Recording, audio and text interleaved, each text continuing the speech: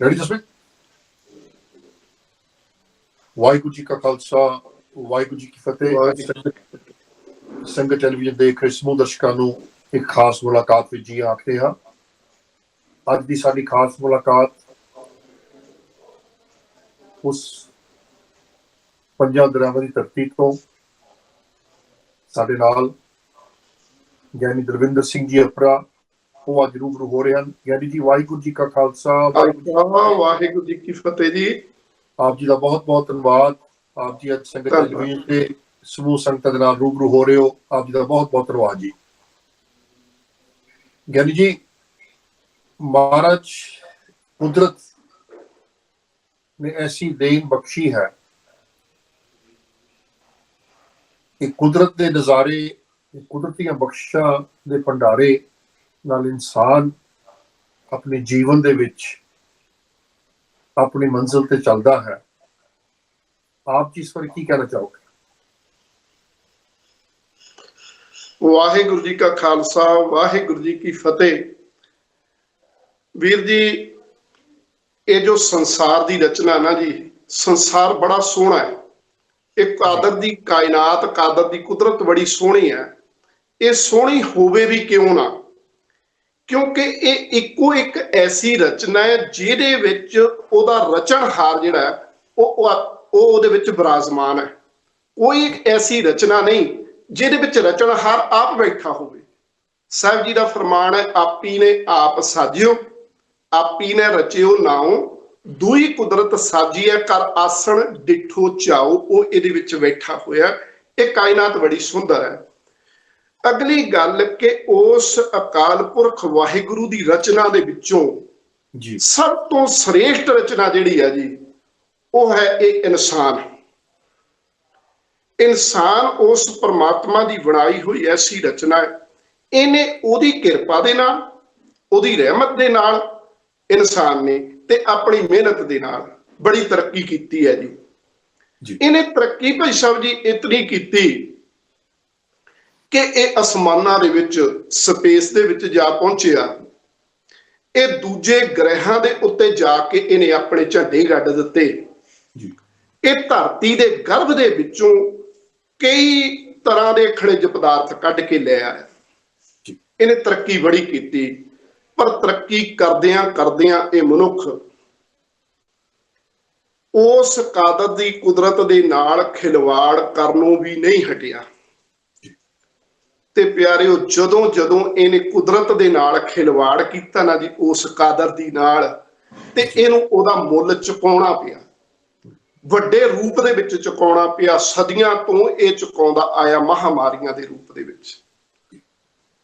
ਤੇ ਇਸ ਕਾਦਰ ਦੀ ਕੁਦਰਤ ਦੇ ਨਾਲ ਖਿਲਵਾੜ ਕਰਨ ਕਰਕੇ ਹੀ ਮਨੁੱਖ ਨੂੰ ਇਹ ਜਿਹੜੀਆਂ ਸਜ਼ਾਵਾਂ ਭੋਗਣੀਆਂ ਪੈਂਦੀਆਂ ਨੇ ਵੀਰ ਜੀ।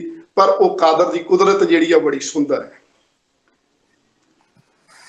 ਤੇ ਵੀਰ ਜੀ, ਇਸ ਕਾਦਰ ਦੀ ਕੁਦਰਤ ਦੇ ਨਾਲ ਉਹਦੇ ਖਿਲਵਾੜ ਕਰਨ ਦੇ ਕਾਰਨ ਹੀ ਇਹਨੂੰ ਮਹਾਮਾਰੀਆਂ ਦੇ ਰੂਪ ਦੇ ਵਿੱਚ ਸਜ਼ਾ ਮਿਲਦੀ ਹੈ। ਤੇ ਪਿਆਰਿਓ, ਅੱਜ ਸਾਡੇ ਸਾਹਮਣੇ ਹੈ COVID-19, ਬਿਲਕੁਲ ਕਰੋਨਾ ਵਾਇਰਸ ਜੀ, ਪੂਰੀ ਦੁਨੀਆ ਨੂੰ ਲਗਭਗ ਆਪਣੀ ਗ੍ਰਿਫਤ ਦੇ ਵਿੱਚ ਲੈ ਚੁੱਕਾ ਹੈ। 2 ਮਿਲੀਅਨ ਤੋਂ ਵੱਧ ਇਹਦੇ ਮਰੀਜ਼ ਸਾਡੇ ਸਾਹਮਣੇ ਆ ਚੁੱਕੇ ਨੇ। ਰੋਜ਼ ਹਜ਼ਾਰਾਂ ਦੀ ਗਿਣਤੀ ਦੇ ਵਿੱਚ ਮੌਤਾਂ ਹੋ ਰਹੀਆਂ ਨੇ। ਪਰ ਭਾਈ ਸਾਹਿਬ ਜੀ, ਉਹ ਗਿਆਨ ਤੇ ਵਿਗਿਆਨ ਦੀਆਂ ਗੱਲਾਂ ਕਰਨ ਵਾਲਾ ਇਹ ਮਨੁੱਖ ਇਹਦੇ ਸਾਹਮਣੇ ਲਾਚਾਰ ਤੇ ਬੇਵੱਸ ਦਿਖਾਈ ਦੇ ਰਿਹਾ ਜੀ। ਆਉਣ ਵਾਲੇ ਸਮੇਂ ਦੇ ਵਿੱਚ ਵੀ ਅਜੇ ਕੋਈ ਇਹਦਾ ਜਿਹੜਾ ਕੋਈ ਰਿਜ਼ਲਟ ਜਿਹੜਾ ਉਹ ਨਿਕਲਦਾ ਨਜ਼ਰ ਨਹੀਂ ਆਉਂਦਾ ਕਿ ਇਹਦੇ ਤੋਂ ਕੋਈ ਰਾਹਤ ਮਿਲ ਸਕੇਗੀ। ਵੱਡੀ ਪੱਧਰ ਦੇ ਉੱਤੇ, ਸਮਾਜਿਕ ਪੱਧਰ ਤੇ, ਰਾਜਨੀਤਿਕ ਪੱਧਰ ਤੇ, ਇਕਨੋਮਿਕ ਲੈਵਲ ਦੇ ਉੱਤੇ ਜਿਹੜਾ ਬਹੁਤ ਵੱਡਾ ਨੁਕਸਾਨ ਪੂਰੀ ਦੁਨੀਆ ਇਹਦਾ ਚੱਲ ਰਹੀ ਹੈ। ਤੇ ਵੀਰ ਜੀ, ਉਹ ਜੇ ਅਸੀਂ ਆਪਣੀ ਗੱਲ ਕਰੀਏ ਨਾ ਜੀ, ਸਿੱਖ ਕੌਮ ਨੇ ਵੀ ਇਹਦੇ ਵਿੱਚੋਂ ਬੜਾ ਨੁਕਸਾਨ ਖਾਧਾ ਹੈ। ਸਾਡੀ ਕੌਮ ਦੇ ਅਣਮੁੱਲੇ ਬੇਸ਼ਕੀਮਤੀ ਹੀਰੇ, ਭਾਈ ਨਿਰਮਲ ਸਿੰਘ ਜੀ ਦੀ ਗੱਲ ਕਰੀਏ, ਜਾਂ ਤੁਹਾਡੇ ਇੰਗਲੈਂਡ ਤੋਂ 2-3 ਖਬਰਾਂ ਆਈਆਂ ਨੇ, ਤੇ ਇੱਥੇ ਪੰਜਾਬ ਦੇ ਵਿੱਚ ਵੀ ਖਾਲਸਾ ਏਡ ਦੇ ਸੇਵਾਦਾਰ ਵੀਰ, ਤੇ ਪੂਰੇ ਸੰਸਾਰ ਦੇ ਵਿੱਚੋਂ ਸਾਨੂੰ ਕੌਮੀ ਪੱਧਰ ਦੇ ਉੱਤੇ ਵੀ ਇਹਦਾ ਘਾਟਾ ਪੈ ਰਿਹਾ ਜੀ। ਤੇ ਇਹ ਘਾਟਾ ਜਿਹੜਾ ਉਹ ਲਗਾਤਾਰ ਚੱਲਦਾ ਜਾ ਰਿਹਾ ਜੀ। ਗੈਰੀ, ਜਿਸ ਤਰ੍ਹਾਂ ਆਪਾਂ ਜ਼ਿਕਰ ਕਰ ਰਹੇ ਸੀ ਕਿ ਦੇਖੋ ਐਸਾ ਸਮਾਂ ਬਣ ਆਇਆ ਕਿ ਸਮੁੱਚਾ ਸੰਸਾਰ ਦੀ ਹਰ ਚੀਜ਼ ਖੜ ਗਈ, ਜਹਾਜ਼ਾਂ ਤੋਂ ਲੈ ਕੇ ਇਨਸਾਨ ਤੱਕ। ਮਾਲਕ ਨੇ ਐਸੀ ਖੇਲ ਕਰਾਤੀ ਕਿ ਇਨਸਾਨ ਆਪਣੇ ਘਰਾਂ ਵਿੱਚ ਹੀ ਕੈਦ ਹੋ ਗਿਆ। ਜੀ ਜੀ, ਆਪ ਜੀ ਇਸ ਪਰ ਕਿਸ ਤਰ੍ਹਾਂ ਆਪਣੇ ਵਿਚਾਰ ਸੰਗਤ ਨਾਲ ਸਾਂਝ ਪਾਓ? ਵੀਰ ਜੀ, ਉਹ ਇਨਸਾਨ ਜਿਹਦੀ ਆਪਾਂ ਤਰੱਕੀ ਦੀ ਗੱਲ ਕਰ ਰਹੇ ਸਾਂ ਜੀ, ਇਹਨੇ ਇੰਨੀ ਕੁ ਤਰੱਕੀ ਕੀਤੀ ਨਾ ਜੀ, ਹਜ਼ਾਰਾਂ ਮੀਲ ਦੂਰ ਬੈਠਾ ਕੋਈ ਇਹਦਾ ਪਿਆਰਾ ਨਾ ਜੀ, ਉਹਦੇ ਨਾਲ ਇਹ ਕੁਝ ਸੈਕਿੰਡ ਦੇ ਵਿੱਚ ਹੀ ਪਲਕ ਝਪਕਦਿਆਂ ਆਪਾਂ ਕਹਿ ਲਈਏ ਇਹ ਸੰਪਰਕ ਬਣਾ ਸਕਦਾ ਹੈ। ਤੇ ਦੂਜੇ ਪਾਸੇ ਹਜ਼ਾਰਾਂ ਮੀਲ ਦਾ ਸਫ਼ਰ ਕੁਝ ਘੰਟਿਆਂ ਦੇ ਵਿੱਚ ਤੈਅ ਕੀਤਾ ਜਾ ਸਕਦਾ ਹੈ। ਤੇ ਇਹ ਜਿਹੜੀ ਦੌੜ ਭੱਜ ਹੈ ਮਨੁੱਖ ਦੀ, ਇਹ ਖਤਮ ਨਹੀਂ। ਪਰ ਅੱਜ ਅਸੀਂ ਦੇਖ ਰਹੇ ਹਾਂ ਕਿੰਨਾ ਲੰਬਾ ਸਮਾਂ ਹੋ ਗਿਆ ਤੇ ਅਜੇ ਪਤਾ ਨਹੀਂ ਕਿੰਨਾ ਕੁ ਲੰਬਾ ਸਮਾਂ ਚੱਲਣਾ ਹੈ। ਇਹਦਾ ਸਿਰਫ ਜਿਹੜਾ ਮੀਡੀਆ ਦੇ ਰਾਹੀਂ ਸੰਪਰਕ ਤੋਂ ਬਿਨਾਂ ਜਿਹੜਾ ਦੂਜਾ ਸੰਪਰਕ ਸੀ, ਇਹ ਸਾਰਾ ਇਹਦਾ ਮਨੁੱਖ ਦਾ ਆਪਸ ਵਿੱਚ ਟੁੱਟ ਚੁੱਕਾ ਹੈ। ਇਹ ਤੇ ਉਸ ਅਕਾਲ ਪੁਰਖ ਵਾਹਿਗੁਰੂ ਦੀ ਰਹਿਮਤ ਹੋਵੇ ਤੇ ਇਹ ਦੁਬਾਰਾ ਜੁੜ ਸਕਦਾ ਹੈ, ਨਹੀਂ ਤੇ ਇਹਦਾ ਖਮਿਆਜਾ ਜਿਹੜਾ ਉਹ ਸਾਨੂੰ ਰੋਜ਼ ਦੀ ਰੋਜ਼ ਭੁਗਤਣਾ ਪੈ ਰਿਹਾ ਹੈ। ਜੀ ਬਿਲਕੁਲ। ਤੇ ਜਿਸ ਤਰ੍ਹਾਂ ਆਪ ਜੀ ਜ਼ਿਕਰ ਕਰ ਰਹੇ ਸੀ, ਕੁਦਰਤ ਦੇ ਨਾਲ ਮਾਲਕ ਦੇ ਹੁਕਮ, ਦੇਖੋ ਕਿ ਇਨਸਾਨ, ਸਮੁੱਚਾ ਇਨਸਾਨ, ਅਸੀਂ ਇਹਨਾਂ ਪ੍ਰਦੇਸ਼ਾਂ ਵਿੱਚ ਰਹਿੰਦੇ ਹਾਂ ਤੇ ਦੇਖੀਦਾ ਕਿ ਦੂਜੇ ਧਰਮਾਂ ਦੇ ਆਪਣੇ ਮਹਾਰਾਜ ਦੇ ਰੱਬ ਦੇ ਤੋਂ ਟੁੱਟ ਚੁੱਕੇ ਸਨ, ਬਹੁਤ ਪਿੱਛੇ ਹੋਈ ਜਾਂਦੇ ਸਨ। ਜੀ ਜੀ, ਅੱਜ ਦੇਖ ਲਓ ਕਿ ਹਰ ਕੋਈ ਤਰਲੇ ਲੈਂਦਾ, ਹਰ ਕੋਈ ਰੱਬ ਦੇ ਅੱਗੇ, ਜਿੱਥੇ ਜਿੱਥੇ ਮੰਨਣ ਵਾਲਾ, ਜਿਸ ਧਰਮ ਨੂੰ ਵੀ ਮੰਨਣ ਵਾਲਾ ਜਿਹੜਾ, ਉਹ ਮਹਾਰਾਜ ਅੱਗੇ ਹੀ ਆਪਣੀ ਅਰਦਾਸ ਕਰਦਾ ਕਿ ਸੱਚੇ ਪਾਤਸ਼ਾਹ ਰਹਿਮਤ ਕਰੋ, ਬਖਸ਼ਿਸ਼ ਕਰੋ ਕਿ ਸਾਡੇ ਤੇ ਇਹ ਜੋ ਆਫਤ ਆਈ ਆ ਇਹਨੂੰ ਸਾਨੂੰ ਇਹ ਚੁਕਾ। ਬਿਲਕੁਲ ਵੀਰ ਜੀ, ਅੱਜ ਨਾ ਜੀ ਅਸਲ ਵਿੱਚ ਗੁਰਮਤ ਦਾ ਫਲਸਫਾ ਕੀ ਹੈ, ਗੁਰਮਤ ਦੀ ਫਿਲਾਸਫੀ ਕੀ ਹੈ? ਸਾਨੂੰ ਧੰਨ ਗੁਰੂ ਨਾਨਕ ਪਿਤਾ ਮਹਾਰਾਜ ਨੇ ਇੱਕ ਪਾਵਨ ਬਾਣੀ ਬਖਸ਼ੀ, ਜਿਹੜੀ ਸਾਡੀ ਆਦ ਬਾਣੀ ਹੈ, ਸਾਡੀ ਮੁੱਢ ਦੀ ਬਾਣੀ ਹੈ। ਗੁਰਸਿੱਖ ਦਾ ਜੀਵਨ ਅੰਮ੍ਰਿਤ ਵੇਲੇ ਆਰੰਭ ਉਸ ਬਾਣੀ ਨੂੰ ਪੜ੍ਹ ਕੇ ਹੁੰਦਾ ਹੈ। ਸਾਹਿਬ ਜੀ ਦੇ ਪਾਵਨ ਬੋਲ, ਪਹਿਲੀ ਪੌੜੀ ਦੀਆਂ ਆਖਰੀ ਦੋ ਤੁਕਾਂ, ਕਿਵ ਸਚਿਆਰਾ ਹੋਈਐ ਕਿਵ ਕੂੜੈ ਟੁੱਟੈ ਪਾਲ। ਤੇ ਸਾਹਿਬ ਜੀ ਨੇ ਜਵਾਬ ਦਿੱਤਾ, ਹੁਕਮ ਰਜ਼ਾਈ ਚੱਲਣਾ, ਉਹਦੀ ਹੁਕਮ ਦੇ ਵਿੱਚ ਰਵੇਂਗਾ, ਰਜ਼ਾ ਦੇ ਵਿੱਚ ਰਵੇਂਗਾ ਤੇ ਫਿਰ ਸਾਰਾ ਕੁਝ ਹੈ। ਤੇ ਉਹ ਜਿਹੜਾ ਹੁਕਮ ਹੈ ਨਾ ਜੀ, ਅਸੀਂ ਉਸ ਹੁਕਮ ਨੂੰ ਸਮਝਦਿਆਂ ਕਈ ਵਾਰ ਨਾ ਜੀ ਥੋੜਾ ਜਿਹਾ ਭੁਲੇਖਾ ਖਾ ਜਾਂਦੇ ਆ, ਮੈਂ ਮੇਰੀ ਜਾ ਕੇ ਜਾਂ ਕੁਝ ਹੋਰ ਦੁਨੀਆਦਾਰੀ ਦੇ ਵਿੱਚ ਨਾ ਜੀ। ਪਰ ਸਤਿਗੁਰੂ ਜੀ ਨੇ ਫਰਮਾਇਆ ਕਿ ਹੁਕਮ ਹੈ ਅੰਦਰ ਸਭ ਕੋ, ਬਾਹਰ ਹੁਕਮ ਨਾ ਕੋਏ। ਉਹਦੇ ਹੁਕਮ ਤੋਂ ਬਾਹਰ ਤੇ ਸੱਜਣਾ ਹੈ ਹੀ ਕੁਝ ਨਹੀਂ, ਤੂੰ ਕਿਹੜੇ ਚੱਕਰਾਂ ਦੇ ਵਿੱਚ ਫਸਿਆ ਹੋਇਆ। ਸਾਹਿਬ ਜੀ ਕਹਿੰਦੇ ਨੇ ਕਿ ਹੁਕਮੀ ਉੱਤਮ ਨੀਚ, ਜੋ ਕੁਝ ਵੀ ਇਸ ਸੰਸਾਰ ਦੇ ਵਿੱਚ ਹੋ ਰਿਹਾ ਹੈ, ਚਾਹੇ ਉਹ ਚੰਗਾ ਤੇ ਚਾਹੇ ਉਹ ਮਾੜਾ, ਇਸ ਸੰਸਾਰ ਦੇ ਵਿੱਚ ਉੱਤਮ ਜਿਹੜੇ ਨੇ, ਜਿਹੜੇ ਚੰਗੇ ਗੁਣਾਂ ਵਾਲੇ ਨੇ, ਸ਼ੁਭ ਗੁਣਾਂ ਵਾਲੇ ਨੇ, ਉਹ ਵੀ ਉਸ ਦਾਤੇ ਦੀ ਕਿਰਪਾ ਹੈ ਜੀ। ਤੇ ਜਿਹੜੇ ਨੀਚ ਨੇ, ਜਿਹੜੇ ਨੀਚ ਕੰਮ ਕਰਨ ਵਾਲੇ, ਜੇ ਕੋਈ ਮਾੜਾ ਕੰਮ ਵੀ ਹੋ ਰਿਹਾ, ਸਾਰਾ ਕੁਝ ਉਹਦੇ ਹੁਕਮ ਦੇ ਵਿੱਚ ਹੈ। ਮੇਰੇ ਮਾਲਕ ਨੇ ਤੇ ਹੁਕਮ ਦੀ ਇੱਥੋਂ ਤੱਕ ਗੱਲ ਕਰ ਦਿੱਤੀ, ਕਹਿਣ ਲੱਗੇ ਕਿ ਦਾਤਿਆ, ਮੈਂ ਦੇਖਦਾ ਦੁਨੀਆ ਦੇ ਵਿੱਚ ਬੜੇ ਲੋਕ ਨੇ ਜਿਨ੍ਹਾਂ ਨੂੰ ਦੁੱਖ ਦੀ, ਭੁੱਖ ਦੀ, ਗਰੀਬੀ ਦੀ ਹਮੇਸ਼ਾ ਮਾਰ ਪਈ ਰਹਿੰਦੀ ਹੈ, ਪਰ ਦਾਤਿਆ ਉਲਾਂਭਾ ਕੋਈ ਨਹੀਂ। ਕੇਤਿਆਂ ਦੁੱਖ ਭੂਖ ਸਦ ਮਾਰ, ਇਹ ਵੀ ਦਾਤ ਤੇਰੀ ਦਾਤਾਰ, ਇਹ ਵੀ ਉਹਦੀ ਦਾਤ ਹੈ। ਜੋ ਕੁਝ ਅੱਜ ਸਾਡੇ ਨਾਲ ਬੀਤ ਰਿਹਾ ਸਮੁੱਚੇ ਸੰਸਾਰ ਦੇ ਵਿੱਚ, ਇਹ ਵੀ ਉਹਦੇ ਹੁਕਮ ਦੇ ਵਿੱਚ ਹੈ ਜੀ। ਜਿਸ ਦਿਨ ਅਸੀਂ ਤਰੱਕੀ ਰੂਪੀ ਪਰ ਲਾ ਕੇ ਉੱਡਦੇ ਫਿਰਦੇ ਸੀ, ਉਹ ਵੀ ਉਹਦੇ ਹੁਕਮ ਦੇ ਵਿੱਚ ਸੀ ਜੀ। ਤੇ ਜੇ ਅੱਜ ਉਹ ਸਾਰਾ ਕੁਝ ਰੁਕ ਗਿਆ, ਇਹ ਵੀ ਉਹਦੇ ਹੁਕਮ ਦੇ ਵਿੱਚ ਹੈ। ਤੇ ਆਉਣ ਵਾਲਾ ਜੋ ਕੁਝ ਵੀ ਹੋਵੇਗਾ, ਉਹ ਵੀ ਉਹਦੇ ਹੁਕਮ ਦੇ ਵਿੱਚ ਹੀ ਹੋਣਾ। ਭਾਈ ਸਾਹਿਬ ਜੀ,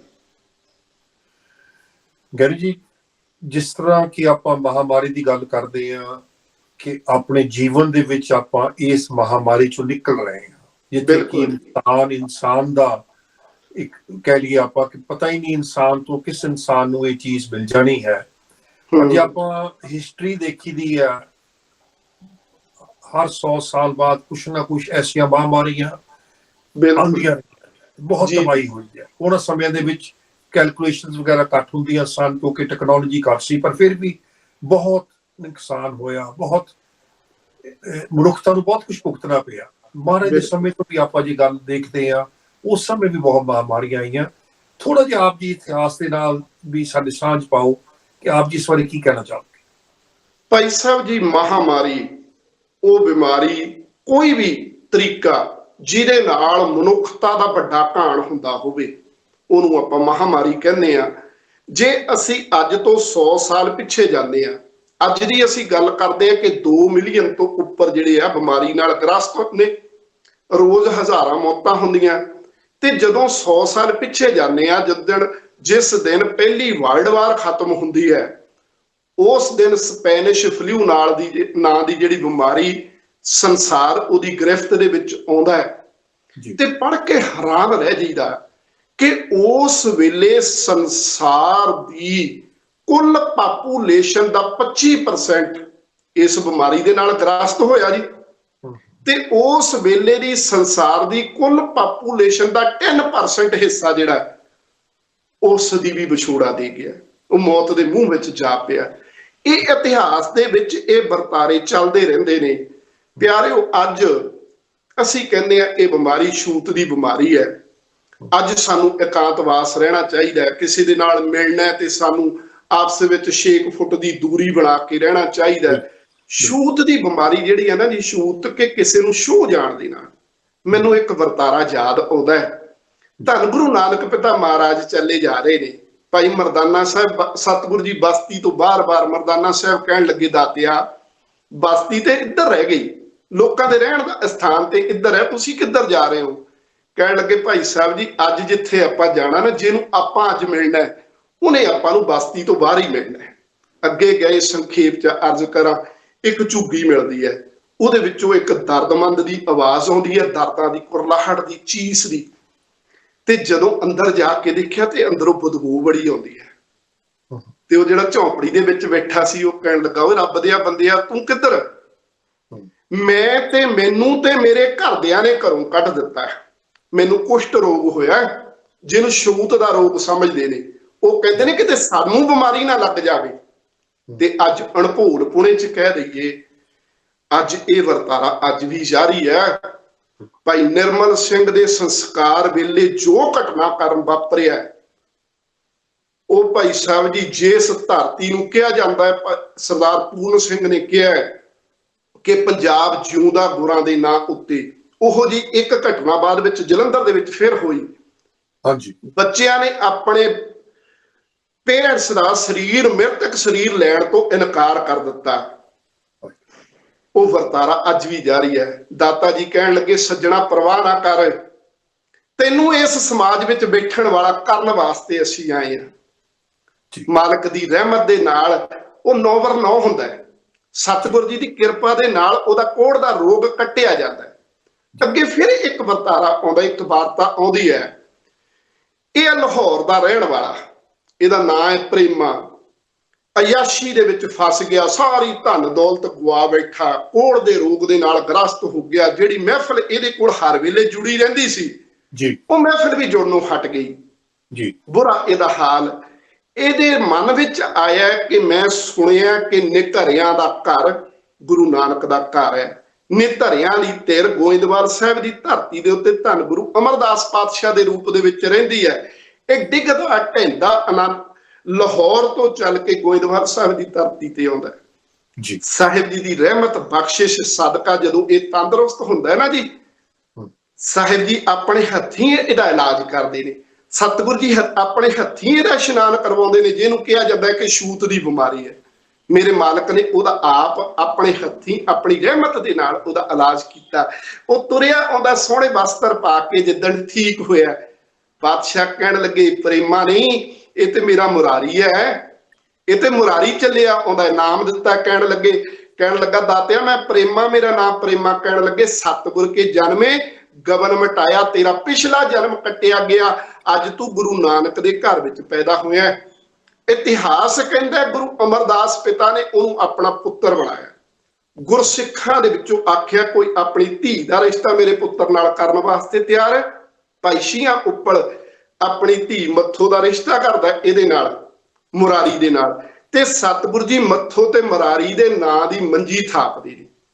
ਅੱਗੇ ਚੱਲੀਏ ਨਾ ਜੀ, ਇਹ ਦੁਖੀਆਂ ਦੀ, ਦੁਖਿਆਰਾਂ ਦੀ ਇਹੋ ਜਿਹੇ ਮਹਾਂਮਾਰੀ ਦੇ ਸਮੇਂ ਦੇ ਵਿੱਚ ਅਸੀਂ ਕੀ ਕਰਨਾ ਹੈ, ਸਾਡਾ ਫਰਜ਼ ਕੀ ਬਣਦਾ ਹੈ ਇਹੋ ਜਿਹੇ ਦੁੱਖ ਦੇ ਸਮੇਂ ਦੇ ਵਿੱਚ। ਇਹ ਜਾਂਚ ਸਾਨੂੰ ਸਤਿਗੁਰੂ ਜੀ ਆਪ ਦੱਸ ਕੇ ਗਏ ਨੇ। ਪੰਚਮ ਪਾਤਸ਼ਾਹ ਦਾ ਸਮਾਂ ਆਉਂਦਾ ਹੈ ਸੰਨ 1595, ਸਾਹਿਬਜ਼ਾਦਾ ਹਰਗੋਬਿੰਦ ਸਾਹਿਬ ਦਾ ਪ੍ਰਕਾਸ਼ ਹੁੰਦਾ ਹੈ। ਉਹਨਾਂ ਦਿਨਾਂ ਦੇ ਵਿੱਚ ਪੰਜਾਬ ਦੇ ਵਿੱਚ ਔੜ ਲੱਗ ਜਾਂਦੀ ਹੈ, ਪਾਣੀ ਨਹੀਂ, ਮੀਂਹ ਨਹੀਂ ਤੇ ਫਸਲ ਵੀ ਨਹੀਂ, ਲਗਾਤਾਰ 3 ਸਾਲ ਦੀ ਔੜ, ਕਾਲ ਪੈ ਗਿਆ, ਡੰਗਰ ਪਸ਼ੂ ਲੋਕ ਮਰਨ ਲੱਗੇ। ਖਬਰ ਆਈ ਕਿ ਲਾਹੌਰ ਦੀਆਂ ਗਲੀਆਂ ਦੇ ਵਿੱਚ, ਬਾਜ਼ਾਰਾਂ ਦੇ ਵਿੱਚ ਮਨੁੱਖਾਂ ਦੀਆਂ ਤੇ ਜਾਨਵਰਾਂ ਦੀਆਂ ਲਾਸ਼ਾਂ ਬਦਬੂ ਮਾਰਦੀਆਂ, ਕੋਈ ਚੱਕਣ ਵਾਲਾ ਨਹੀਂ। ਸਤਿਗੁਰੂ ਧੰਨ ਗੁਰੂ ਅਰਜਨ ਪਿਤਾ ਮਹਾਰਾਜ ਆਪ ਗੁਰਸਿੱਖਾਂ ਨੂੰ ਨਾਲ ਲੈ ਕੇ ਗਏ। ਉਹਨਾਂ ਮਰ ਚੁੱਕੇ ਲੋਕਾਂ ਦੇ ਸੰਸਕਾਰ, ਉਹਨਾਂ ਦੀਆਂ ਧਾਰਮਿਕ ਰਹੁ ਰੀਤੀਆਂ ਅਨੁਸਾਰ ਸਤਿਗੁਰੂ ਨੇ ਆਪਣੇ ਹੱਥੀਂ ਕੀਤਾ। ਮਹਾਰਾਜ ਨੇ, ਸੱਚੇ ਪਾਤਸ਼ਾਹ ਨੇ ਉਹਨਾਂ ਗਰੀਬਾਂ, ਦੁਖਿਆਰਾਂ, ਬਿਮਾਰਾਂ ਦੇ ਇਲਾਜ ਵਾਸਤੇ ਖਜ਼ਾਨੇ ਖੋਲ ਦਿੱਤੇ। ਦੂਰੋਂ ਦੂਰੋਂ ਵੈਦਾਂ ਨੂੰ ਸੱਦ ਕੇ ਇਲਾਜ ਕਰਵਾਏ ਗਏ। ਸਤਿਗੁਰੂ ਜੀ ਨੇ ਗੁਰੂ ਘਰ ਦੇ ਲੰਗਰਾਂ ਦੇ ਮੂੰਹ ਜਿਹੜੇ ਨੇ ਉਹ ਗਰੀਬਾਂ ਤੇ ਦੁਖਿਆਰਾਂ ਵਾਸਤੇ ਖੋਲ ਦਿੱਤੇ। ਜਿਵੇਂ ਅੱਜ ਦੁਨੀਆ ਸਾਰੀ, ਅਮਰੀਕਾ ਤੋਂ ਲੈ ਕੇ ਸਾਡੇ ਪੰਜਾਬ ਦੇ ਛੋਟੇ ਜਿਹੇ ਪਿੰਡ ਤੱਕ, ਦੁਨੀਆ ਦਾ ਹਰ ਇੱਕ ਬੰਦਾ ਇਹ ਸੋਚਦਾ ਹੈ ਕਿ ਅੱਜ ਜਿਹੜੇ ਲੋਕੀ ਘਰਾਂ ਦੇ ਵਿੱਚ ਬੈਠੇ ਨੇ, ਉਹਨਾਂ ਨੂੰ ਲੰਗਰ ਜੇ ਕਿਤੇ ਖਾਣ ਵਾਸਤੇ ਕੋਈ ਚੀਜ਼ ਮਿਲ ਸਕਦੀ ਹੈ ਤੇ ਉਹ ਗੁਰੂ ਘਰ ਦੇ ਵਿੱਚੋਂ ਮਿਲ ਸਕਦੀ ਹੈ। ਵੱਡੇ ਵੱਡੇ ਗੁਰੂ ਘਰਾਂ ਦੇ ਵਿੱਚੋਂ, ਇੱਕ ਇੱਕ ਗੁਰੂ ਘਰ ਦੇ ਵਿੱਚੋਂ 50-50, 60-60, 70-70 ਹਜ਼ਾਰ ਲੋਕਾਂ ਵਾਸਤੇ ਲੰਗਰ ਤਿਆਰ ਹੋ ਕੇ ਜਾਂਦਾ। ਕਿੱਥੋਂ ਆਈ ਇਹ ਬਖਸ਼? ਇਹ ਸਾਨੂੰ ਇਤਿਹਾਸ ਨੇ ਸਿਖਾਇਆ, ਗੁਰੂ ਸਾਹਿਬ ਨੇ ਆਪ ਪੂਰਨੇ ਪਾ ਕੇ ਦੱਸੇ। ਸਤਿਗੁਰੂ ਪਾਤਸ਼ਾਹ ਨੇ ਉਸ ਵਕਤ ਔੜ ਨੂੰ ਦੂਰ ਕਰਨ ਵਾਸਤੇ, ਮੀਂਹ ਦੀ ਕਮੀ ਨੂੰ ਦੂਰ ਕਰਨ ਵਾਸਤੇ, ਪਾਣੀ ਦੀ ਕਮੀ ਨੂੰ ਦੂਰ ਕਰਨ ਵਾਸਤੇ ਪੰਜਾਬ ਦੇ ਪਿੰਡਾਂ ਦੇ ਵਿੱਚ ਖੂਹ ਲਗਵਾਏ। ਇੱਕ ਇੱਕ ਖੂਹ ਦੇ ਵਿੱਚ ਸਤਿਗੁਰੂ ਜੀ ਨੇ 2-2, 3-3, 4-4, 6 ਹਲਟ ਸਾਡੇ ਵਾਸਤੇ ਮਿਸਾਲ ਵਜੋਂ ਕਾਇਮ ਹੈ। 6-6 ਹਲਟ ਲਾ ਕੇ ਖੇਤੀਬਾੜੀ ਵਾਸਤੇ ਪਾਣੀ ਦਾ ਬੰਦੋਬਸਤ ਕੀਤਾ। ਅਕਬਰ ਨੂੰ ਕਹਿਣ ਲੱਗੇ ਕਿ ਕਿਉਂਕਿ ਲੋਕਾਂ ਨੂੰ ਮਹਾਂਮਾਰੀ ਦੇ ਨਾਲ ਬੜਾ ਨੁਕਸਾਨ ਹੋਇਆ ਤੇ ਇਹਨਾਂ ਦਾ ਮਾਮਲਾ ਜਿਹੜਾ ਉਹ ਮਾਫ ਕਰਨਾ ਚਾਹੀਦਾ। ਇਹ ਸਾਰਾ ਵਰਤਾਰਾ ਸਾਨੂੰ ਇਤਿਹਾਸ ਦੇ ਵਿੱਚੋਂ ਮਿਲਦਾ ਪਿਆਰਿਓ। ਇਸ ਤੋਂ ਅੱਗੇ ਚੱਲਦੇ ਆ ਨਾ ਜੀ, ਤੇ ਸਤਿਗੁਰੂ ਹਰਕ੍ਰਿਸ਼ਨ ਪਾਤਸ਼ਾਹ ਬਾਲਾ ਪ੍ਰੀਤਮ ਧੰਨ ਸ਼੍ਰੀ ਗੁਰੂ ਹਰਕ੍ਰਿਸ਼ਨ ਸਾਹਿਬ ਦਿੱਲੀ ਦੀ ਧਰਤੀ ਦੇ ਉੱਤੇ ਨੇ।